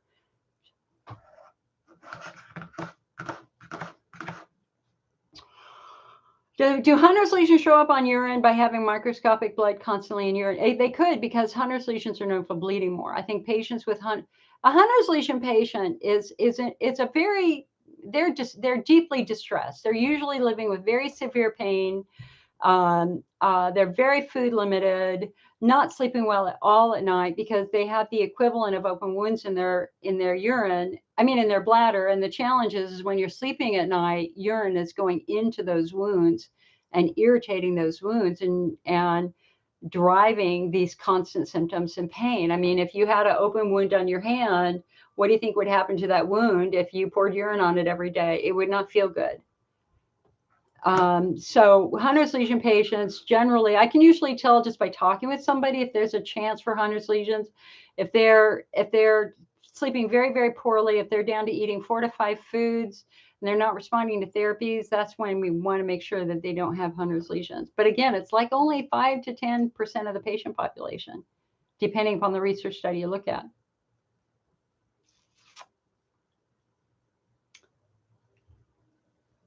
Lori said, I had a urodynamics test on Friday. My bladder was so painful Saturday night. When I tested my urine, nitrates didn't show up, but leukocytes. Okay.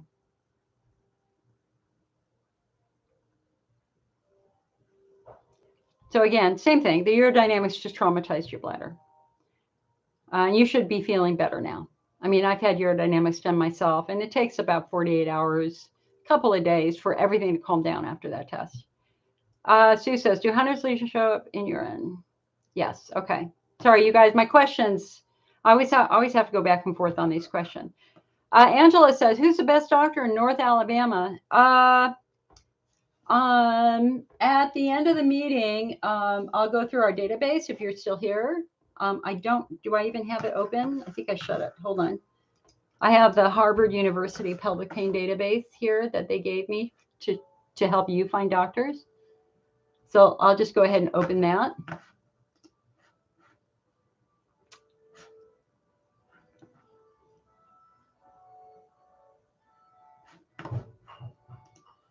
Let's see here.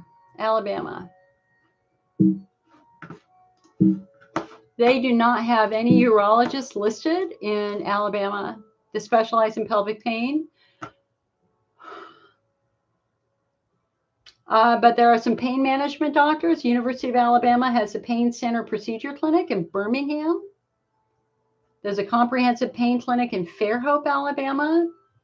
And there are a bunch of physical therapists in Andalusia, Birmingham, Daphne, Gadsden, Homewood, Huntsville, and Montgomery. Are any of those close to you? Let me know and I can give you their info. Who's the best doctor in I see doctor in Ohio.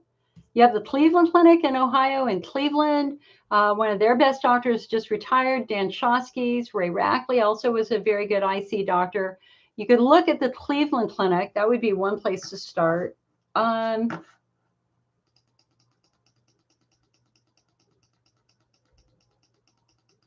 me go to Ohio State here. The urology group in Cincinnati, although it looks like they focus more on men's health. Ohio State University Urology in Columbus. And the Comprehensive Urology Institute in Salem, Ohio, Michael Scoglieri. Mary Jo says, what you're speaking of today is happening to me, pelvic pain, piriformis muscle problems. My top and bottom halves are misaligned. I got hit by a car, hurt severely. They were not sure I'd live with IC, and you have a lot of pelvic floor trouble. Yeah, I mean, it's fascinating.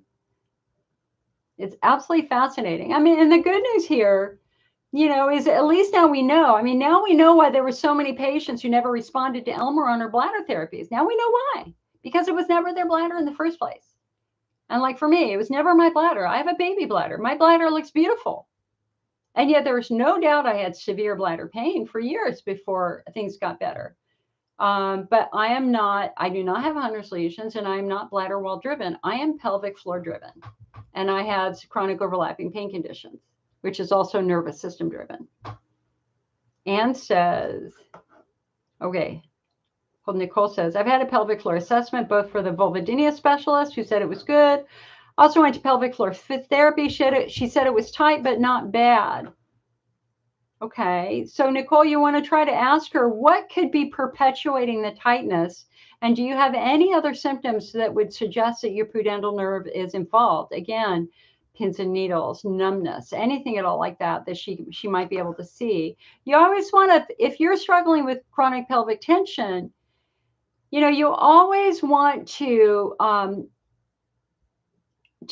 the physical therapist, you know, kind of scrutinize your pelvis in general and ask her, why do you think this muscle group continues to stay tight? In some case, you know, physical therapists would normally measure the length of your legs. You have one leg longer than the other. That could produce a tilt that could create some pelvic floor dysfunction. And again, we want to look at the ankles, we want to look at the feet, we want to look at the knees, we want to look at the hips, we want to look at the SI joint.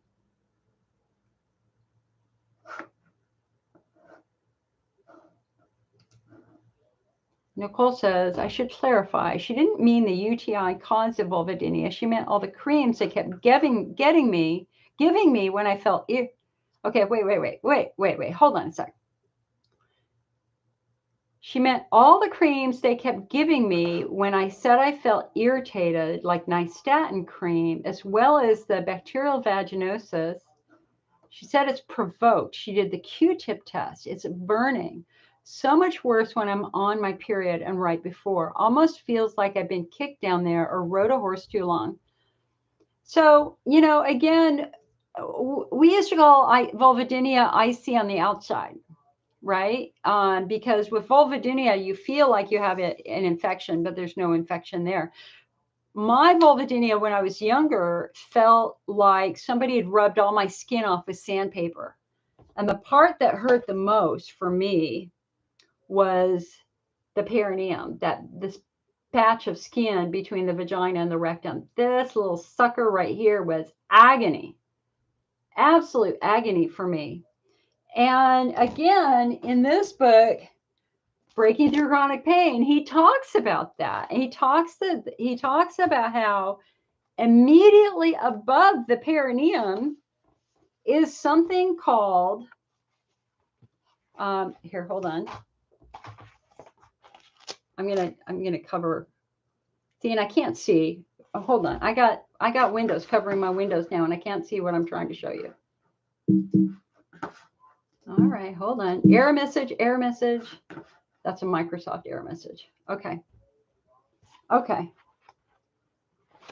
So, so here we go. Rectum, vagina, clitoris. What's that little nub right there? That's called the perineal body. Look at what it's attached to. Woo! Muscles. Muscles. 4 muscle groups attach directly above the perineum. And so if one of these muscles is screaming, I think I can give you the, so this is a male picture, rectum. Look at that, perineal body. See that right there? That is often the hidden source of pain and burning and sensitivity in the crotch. That's a sign that muscles are tight and dysfunctional. So, I mean, she found tension, so that's important. But the other reality too is that we have something called neurosensitization or cross-sensitization. So we have research that shows that if the bladder is irritated, the bowel will show signs of irritation, or maybe even the vulva will show signs of irritation, and back and forth. And that's because all the nerves down in the pelvis merge up by the spinal cord. And I have a picture I can show it to you if you want to see it. And so these nerves influence each other. They talk to each other. So if one nerve is compromised, that neuroinflammation goes up towards the spinal cord, and then it starts affecting other proximal nerves. There's something called allodynia. Allodynia means that nerves near the damaged nerves also become sensitive. So I went through a period where for about a couple of months, you couldn't touch my skin below my waist. Like the slightest little touch hurt because I had allodynia. And then once we calmed down the nerves, it went away. So nerves have the potential of. So, we would, Nicole, not only would we be looking at muscles, we want to make sure that everything's okay with your bowel and everything's okay with your bladder, and just generally trying to calm all of this down. So the last time I had vulvodynia was like 4 years ago after my hysterectomy. And it started as pins and needles. It was like I was getting poked in my left labia with a needle, and then 5 minutes later, my right labia. And it was along the hairline. It wasn't even inside. It was on the hairline. And I thought it was yeast. I mean, I really did. I go to urgent care. They go, yeah, we think it's yeast. They give me the yeast meds. It didn't work. Go back to my doc, my regular gynecologist. She goes, I think it's eczema. So she gave me steroids. It didn't work. Didn't work at all. So then, 6 weeks later, and I was just, very angry because by this time, every time I sat down, I had pins and needles, and it was like I was being poked by a hot needle. I go to Kaiser's pelvic pain specialist, and she goes, Jill, you know what this is? And I'm like, no, I don't. What is this? She goes, you have pelvic floor tension again. This is pudendal neuralgia. I was shocked because I didn't realize that tight muscles could cause pins and needles up by the hairline on your vulva. And now I have nerve pictures that show exactly how that happened. And so her therapy for me was back to physical therapy. The physical therapist confirmed my muscles were, again, really hard. That's my constant thing, is I have to work on those muscles.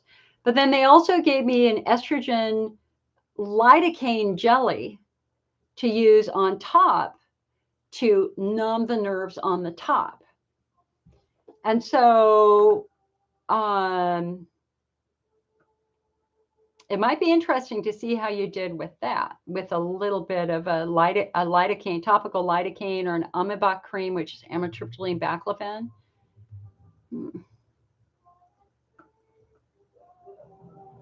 Elizabeth says, I have a male friend. I don't know how to help him. He was circumcised at 48 hours old, and he still has pain on his circumcision scar in his 30s. He also has stenosis, which only affects the circumcised males. He says the pain radiates up to his stomach. I think he has pelvic floor dysfunction and maybe IC. He said he went to the doctors and they could not help him. He's suffering every day. Honey, where are you? Where is he? Tell me where he is. I think we need to get him to a better doctor.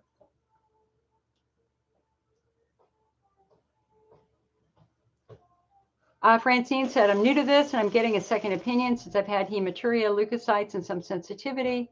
The new urologist said he wanted to schedule a cysto. He said he would do a urethral dilation. I've never heard of any websites talk about that. Francine, urethral dilations are very old school. That's what they used to do back in the 60s and the 70s. I should know because I had about 100 of them in the early 70s when I was in 7th grade. Yes, I'm that old. The challenge here is that, this just shows how doctors play in their own sandbox here, because instead of asking why the urethra is narrow, because that's what they often find, is it's sometimes you feel like you're trying to pee through a needle. And that's what it felt like for me in 7th and 8th grade. What their treatment was to stick a metal rod in there and stretch your urethra open. And it's not fun. It hurts. It can hurt badly. Whereas today, doctors usually don't do dilations. Instead, they ask the question, why is it narrow? And the answer comes right back to tight pelvic floor muscles. And again, for me, I broke my tailbone. In hindsight, as I go back, now that we have all this information, I go back at my young history, broke my tailbone, muscles got tight, squeezed my urethra. They thought it was infection, gave me massive antibiotics, and they kept dilating my urethra over and over and over again. And nobody ever asked that question. Why is your urethra narrow? Now we know. My muscles are very, very tight. Very frustrating. Nicole says, I have a gabapentin estrogen compound. I'm hoping that works.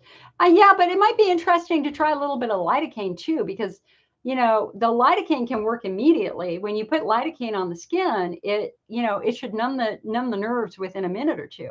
And it would be very interesting to see if the lidocaine actually ease some of your pain and suffering. Talk to her about that. See if she'd be, you can get topical lidocaine over the counter. It's called Anacream. It's used for rectal pain.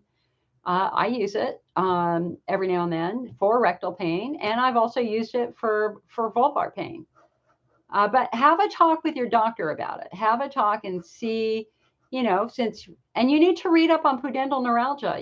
As my doctor said to me, that pelvic pain specialist said to me, is we don't just want to calm the muscles down. We got to silence the nerves. We got to keep turning the nerves off and get them to calm down.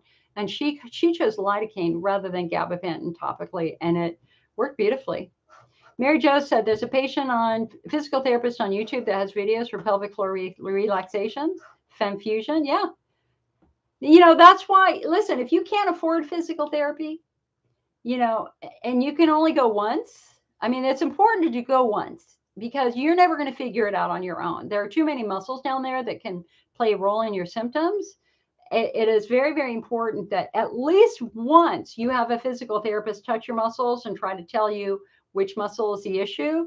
And then once you have the name of the muscle, you can now come back to YouTube and you can search physical therapists for rehabilitation for that specific muscle group, whether it be the piriformis or the obturator or the levators.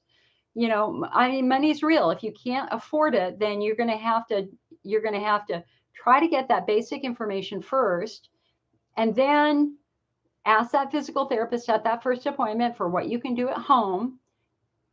Hopefully they give you the name of the muscles. You can also research it on YouTube. Hopefully you will end up buying one of the books like this book, or Heal Pelvic Pain, one of those. And then, if you can go back in 6 months and just to see how you're doing, that would be great. I mean, you really have to understand that, and again, with the phone calls that I get, there are so many patients who, they just want a pill. And again, I was working with a patient, either on Thursday or Friday, and she had chronic overlapping pain conditions, and she had pudendal neuralgia. And she was the one who said, yeah, I feel this painful arousal. And I said, I know exactly what that is. That's called pudendal neuralgia. And she goes, well, isn't there a pill for that? And I went, yes and no. Yes, you can take a pill to try to ease some of the symptoms, but if you want to fix the problem, you need physical therapy, because they have to get in there and release the nerve that's being entrapped by a muscle. And she's like, I don't want to do that. It's so embarrassing. It's like, honey, it's not embarrassing. Doctor, this is a growing field of interest. And we have patients now who are completely cured when we restore their muscle health. But you cannot reach these muscles from the outside. It requires a finger in your vagina touching muscles, as I like to demonstrate with this. So these are your levators, right? These are your shallowest muscles, and they would go vaginally or rectally. And in the end, whoops, and there it goes. See, these muscles are very flat. These muscles are very, very flat. They live right on top of the bone. And what they're going to do is they're going to follow the length of the muscle. They follow, and they're going to touch shallow muscles and deep muscles, muscles in the front, muscles in the back. And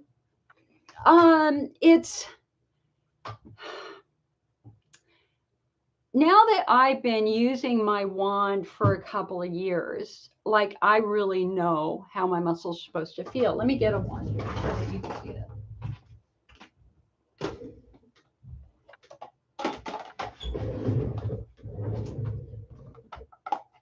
Okay, so this is the Easy Magic Wand from a company called IC Relief. You can get these in our shop on our website, icnetwork.org. And this is what it looks like. It's a perfect shape, perfect shape. And I'll show you why. Because your finger is pretty hard. But I mean, listen, I can do it on a model here. You can't do this on yourself. You're not going to be able to follow muscles easily at all on yourself. But you can use a wand to do that. And you can see how that happens. It's a J shape. That was the one thing my physical therapist said to me. She said, Jill, because when I first got this and I was like sticking it in going, I don't get it. What am I supposed to be touching here? Quillen, we're doing a real support group meeting. Guys, please do not email him. All right. So anyway, I didn't know what the hell I was doing, to be quite honest. And I go back to her and I go, okay, how do I do it? And she goes, it's a J shape. I'm like, I didn't get the J shape. I don't understand the J shape. It didn't make sense. But now that I've got the model and I read the book, it's like, yeah, it is a J shape. Here's the inside of the J. See, it goes up like that. It's a J. It's actually two J's, right? You've got two J's, the small arms facing each other. And so now when I do my physical therapy, or when I use my wand, or when I use my physical therapy, my left side is actually doing really well. Like I can go all the way the length of the muscle. It's normal. It's flat. It feels good.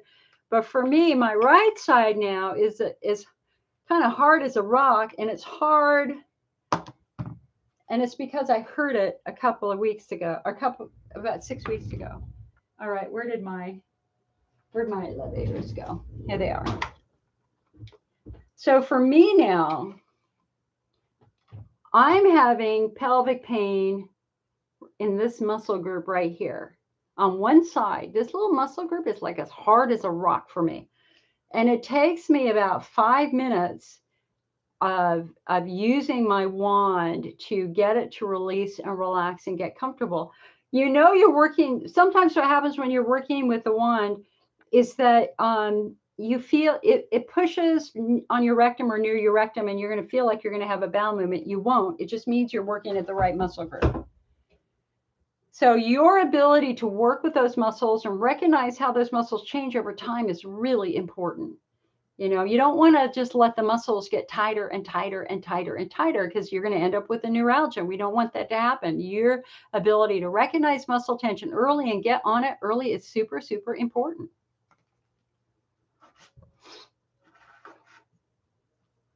All right, hold on a second.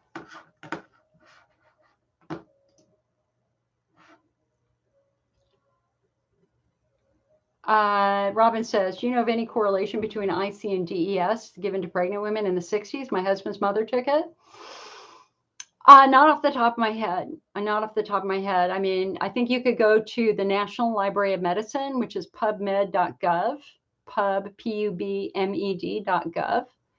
And you need to go through the DES research studies for that. That's where I would go.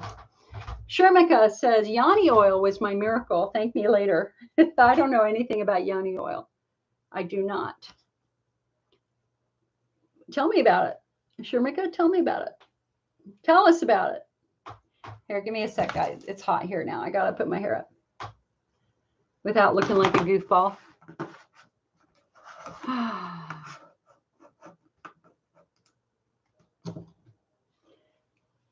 Facebook, how is it going?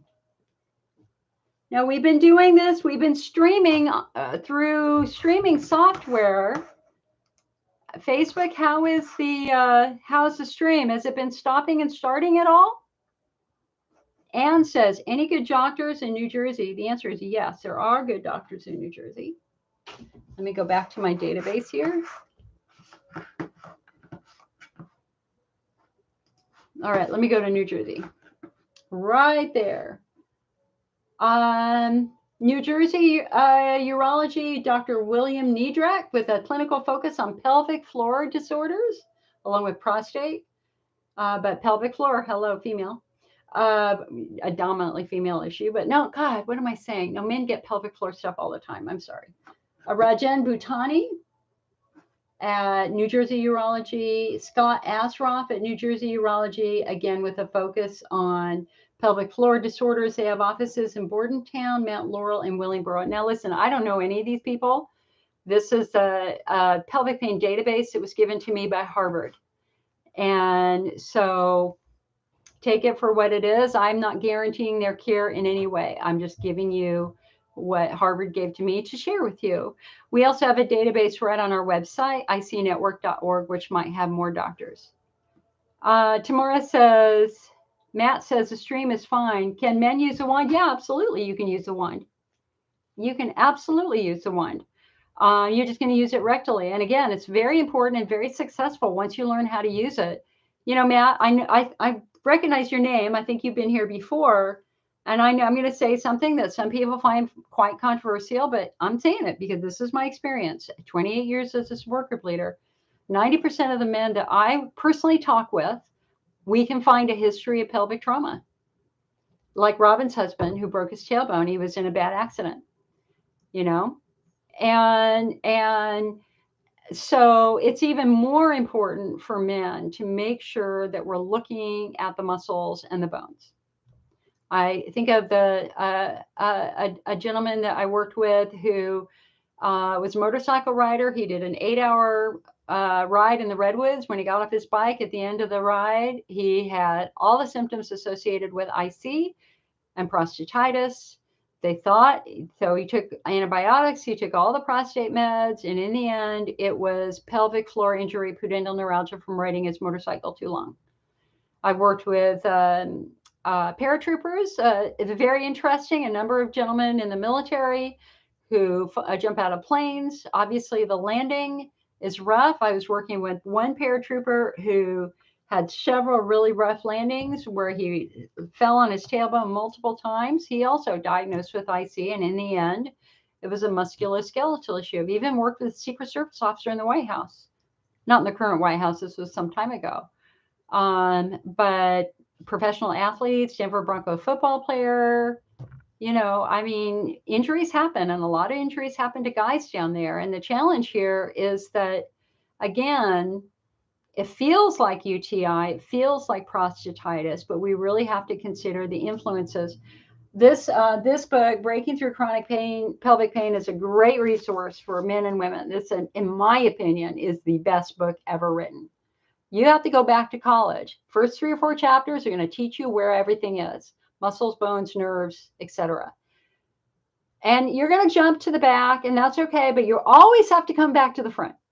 You always have to understand the muscles. And I really need you to study this. Like seriously highlight things like I did.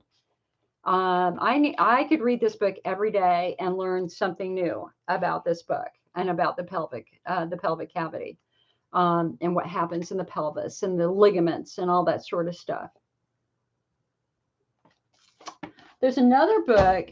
We only have a few copies left, and I think they're off the market.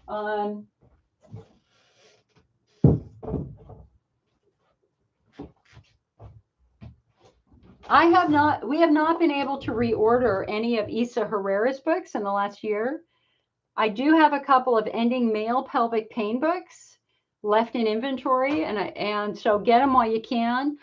The advantage of this book is that she has excellent pictures and diagrams modeled by men showing very specific exercises for men. And so this would be, you know, the other book that I would suggest to you would be getting this book.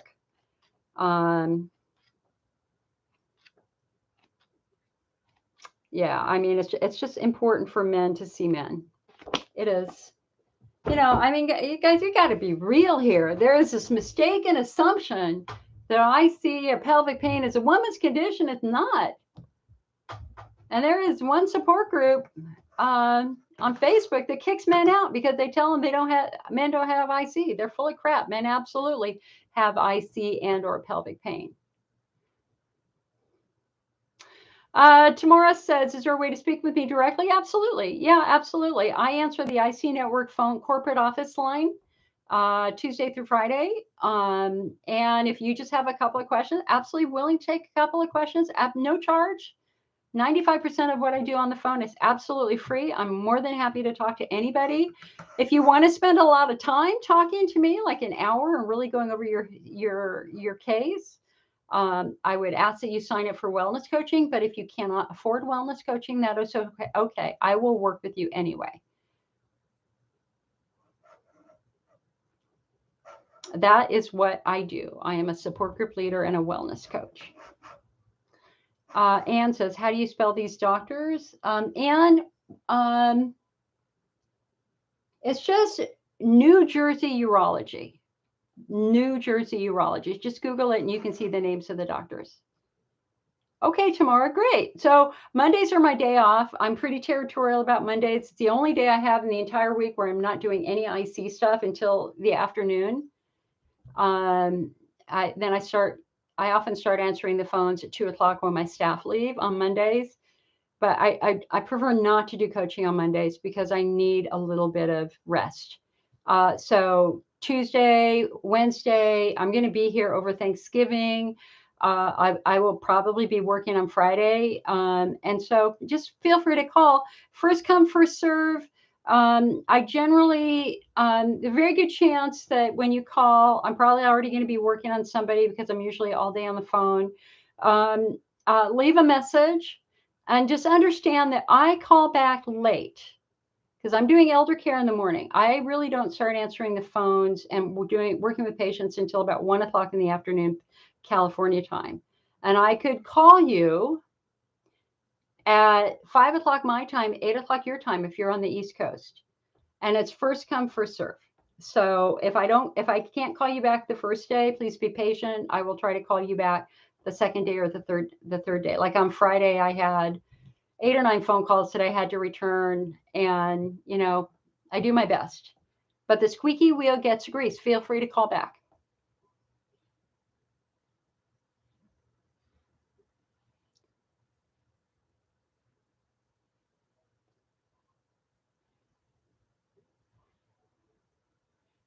All righty.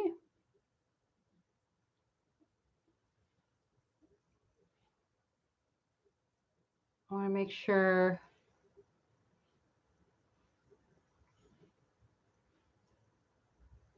All right, guys. Well, listen, last call for questions. Last call for questions.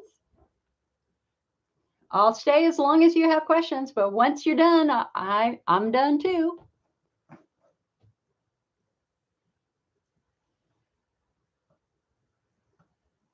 So we might have fixed the Facebook bug. We might have fixed the Facebook bug.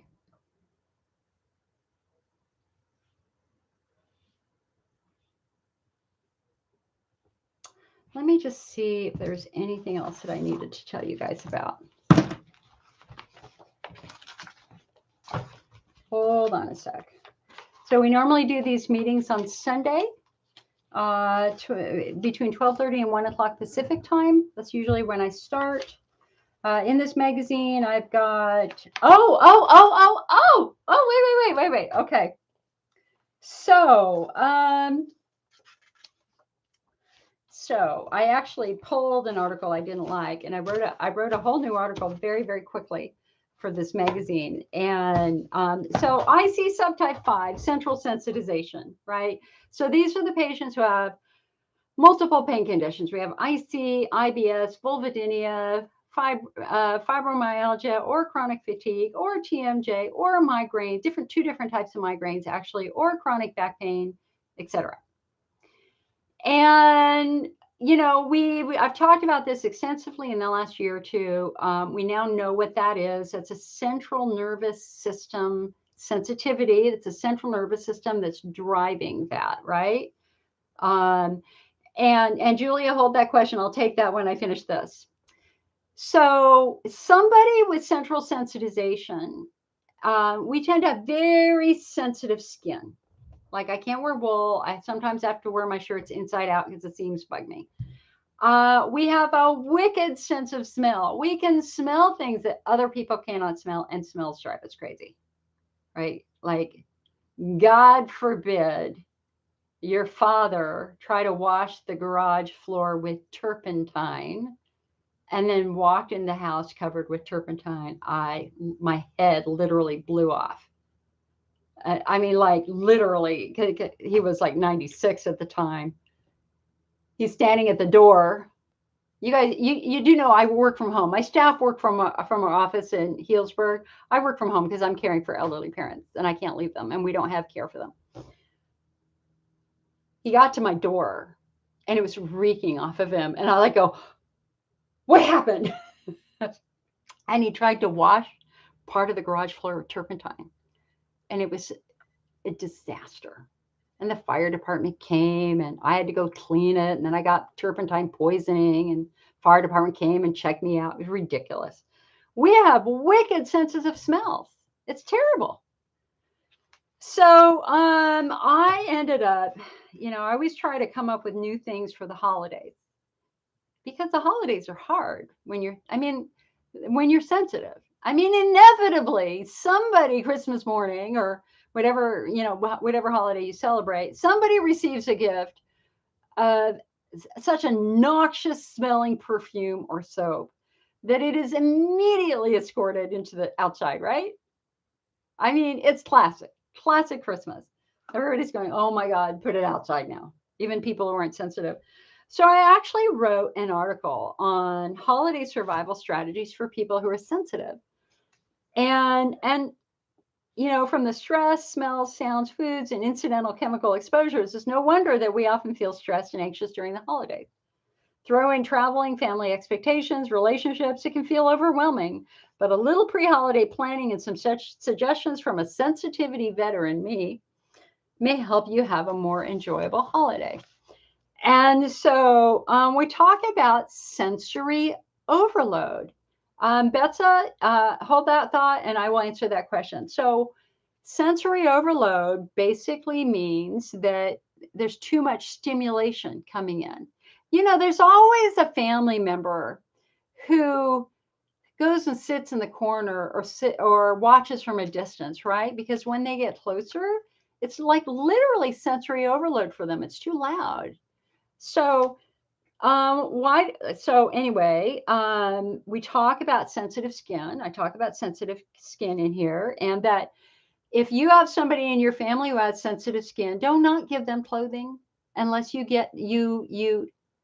talk to them first, because 90% of the clothing I'm given gets returned because it's not soft. I can't wear anything with polyester. I can't wear anything with wool. Like I just got this 100% cotton. I can wear this. I was a little worried about the texture, but so far so good. Like textures don't work for some of us. For a sensitive sense of smell, for those of us who are sensitive sense of smell, do not bring in some of these harsh potpourris that make your house smell like pine, Christmas trees and stuff. That's not going to work for us. But if you need something that you want your house to smell a little bit better, just go simmer some apple cider and stick some cloves and cinnamon sticks in it. That would be fine. Or do something like this. This is something I recommend wholeheartedly. Maria Badescu facial sprays. These are so light. Like this is the rose spray. I can do this. It's fine. It's lovely. But, some of those old, strong from China sprays, no. That would be difficult. Christmas tree syndrome. Do y'all know what Christmas tree syndrome is? Christmas tree syndrome is people who get sick when you put a live tree in your house. Why? Because the tree is covered with molds. And then it's warming up, so the molds are growing.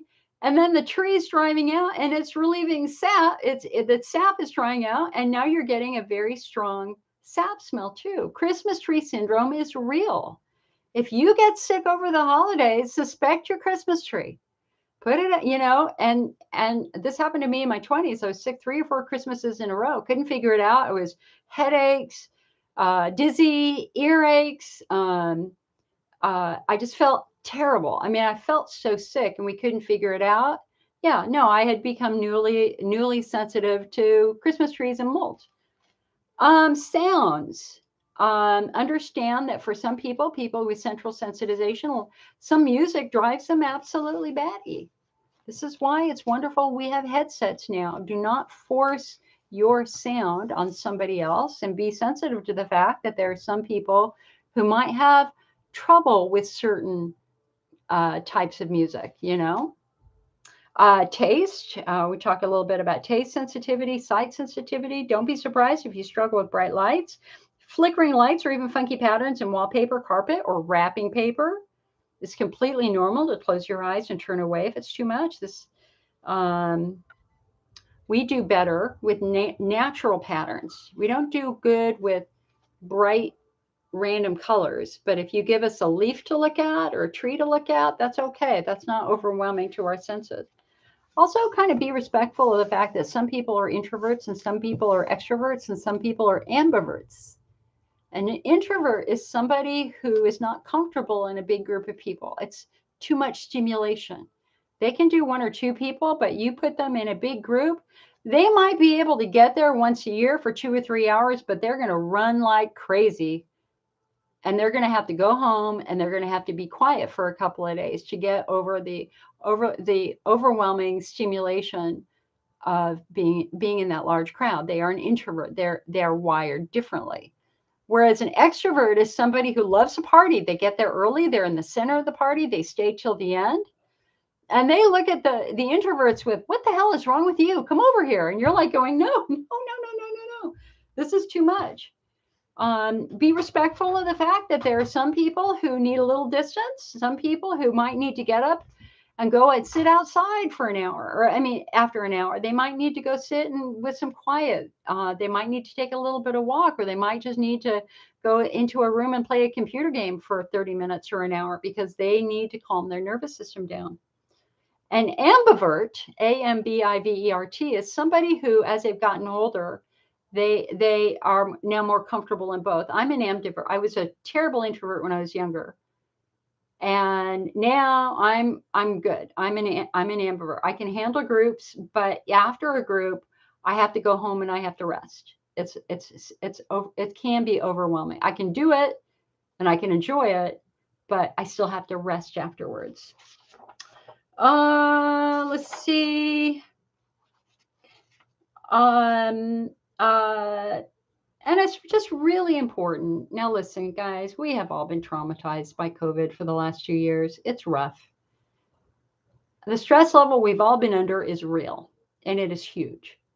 This has been a test of our ability to manage stress. It has been a test of our family's ability to work with each other and respect each other and cope each other and care for each other. In the end, though, we are responsible for ourselves and we are responsible for our happiness. And I think it's important that you take a moment, step back, and ask yourself, what would you enjoy doing this year? What would make you smile this year? You might not be able to do that tradition. You might not be able to do that big family dinner because somebody in your family has COVID and there might be multiple exposures. You might have to stay home this year. You might be open to that. It's okay. But still, it's really good to sit down with your family members and just make a list of the things you'd like to do, whether it is making cookies all day one day, whether it's playing a game, whether it's having a snow fight, whether it's going to a movie, HBO Max, not in a movie theater, potentially. Just take some time to ask yourself, what would give you a little bit of peace and joy over this holiday season? That's right. Because in the end, we're responsible for ourselves. And if you need to say no, it's okay. You can say no. All right. So, okay, here, hold on a sec. So somebody asked about quercetin. Betsa asked about quercetin. Yeah, quercetin is absolutely vile. We have research that shows that quercetin, it has a mild antihistaminic effect. And that's why most of the supplements that are used for prostate and bladder issues are always going to have quercetin in it. You have to look at the source of the quercetin. There are some products that get their quercetin from citrus, and that can be irritating. Others get their quercetin from plants like the Sephora plant. So Bladder Builder, Bladder Rest, Cysto Protect, Cystomint, Cysto Renew, I think they all get their quercetin from the Sephora plant, and it's reasonable. The one supplement that some patients use always surprises me is called Bladder Ease. We tried to have it for a while, and we just patients. It wasn't their preferred choice. And I think one of the reasons why is because it has quercetin derived from citrus.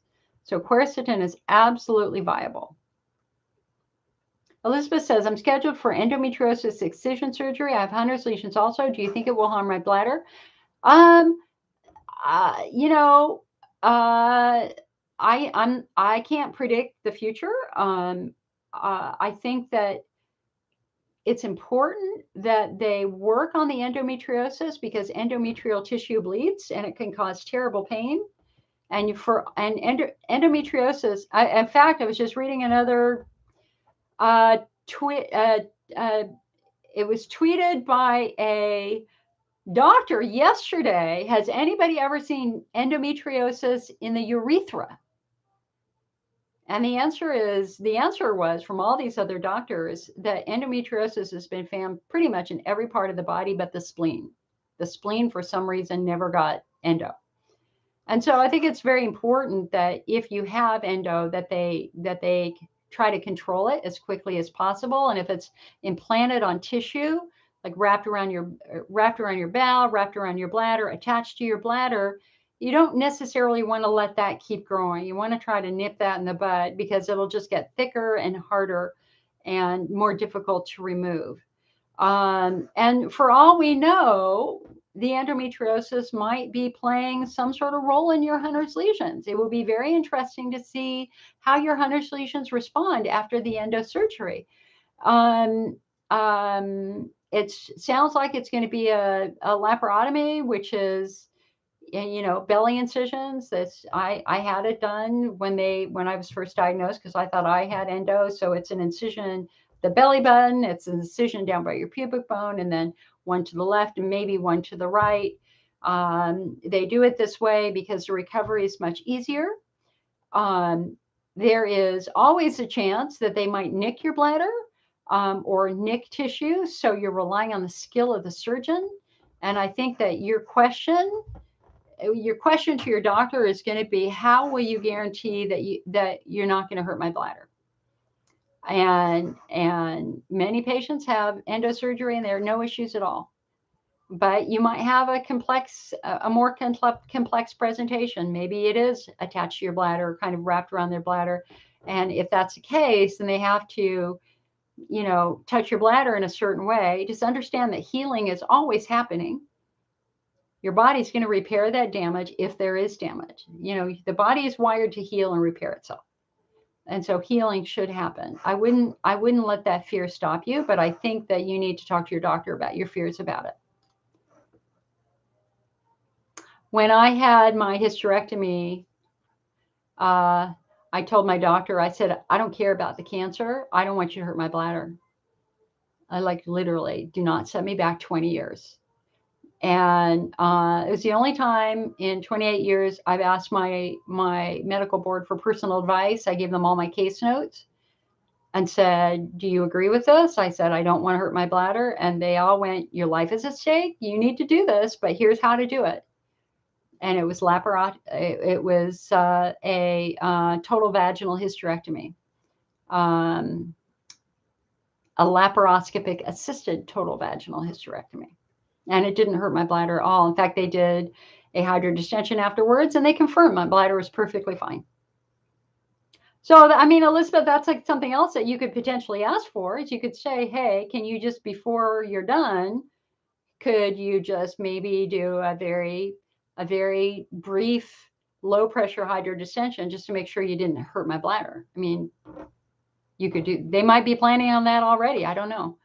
Matt says, I recommend your father use Simple Green. It's a bit smelly, but claims to be non-toxic. I can handle using it for brief periods of time. Matt, thank you. I have seen that before. I really appreciate that. Sandy wants to know about doctors in Arkansas. Oh, let's see here.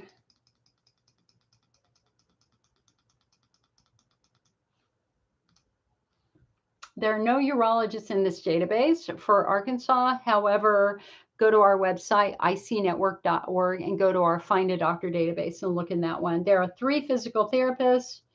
Advanced Physical Therapy in Benton, Arkansas by Kate Baker, and then Advanced Physical Therapy in Little Rock. There are 6 physical therapists there that do pelvic floor work. That looks really good because they've got all the Herman Wallace pelvic rehabilitation certifications. So Advanced Physical Therapy in Little Rock, Arkansas. And then also Arkansas Pelvic Health in Little Rock. They too also have the Herman and Wallace pelvic rehab certification. So that looks good too. And Julia on YouTube says hydraulic acid treatments. Anyone, honey, there's no treatment called hydraulic acid. Hydraulic is actually a term that you use to lift things. So is it hyaluronic acid? Hyaluronic acid? Let me spell that out for you. Here, hold on.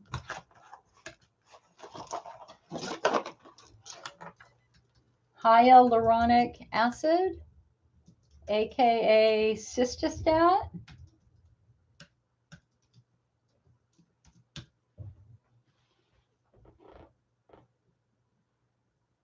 Cystostat, hyaluronic acid, has been used in Canada and Europe for years as a bladder coating, and chondroitin, also known as Uracyst, has been used for decades in Europe and Canada for a coating effect. Combined together, they work beautifully well.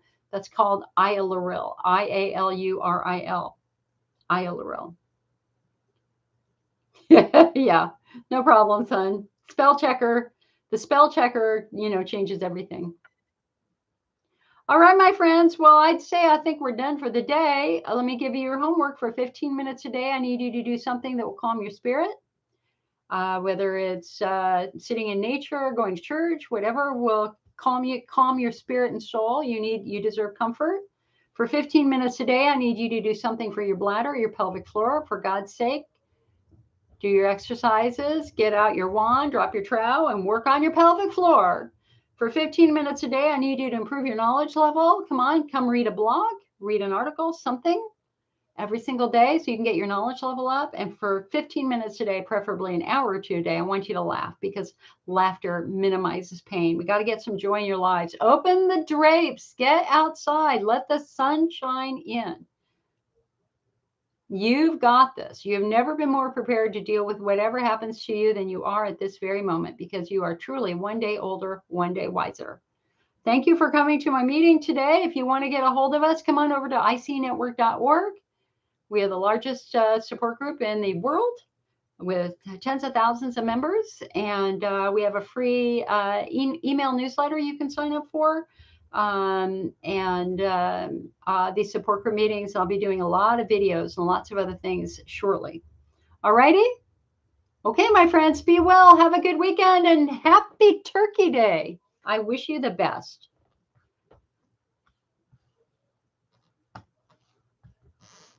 All right. Bye, YouTube. See y'all later.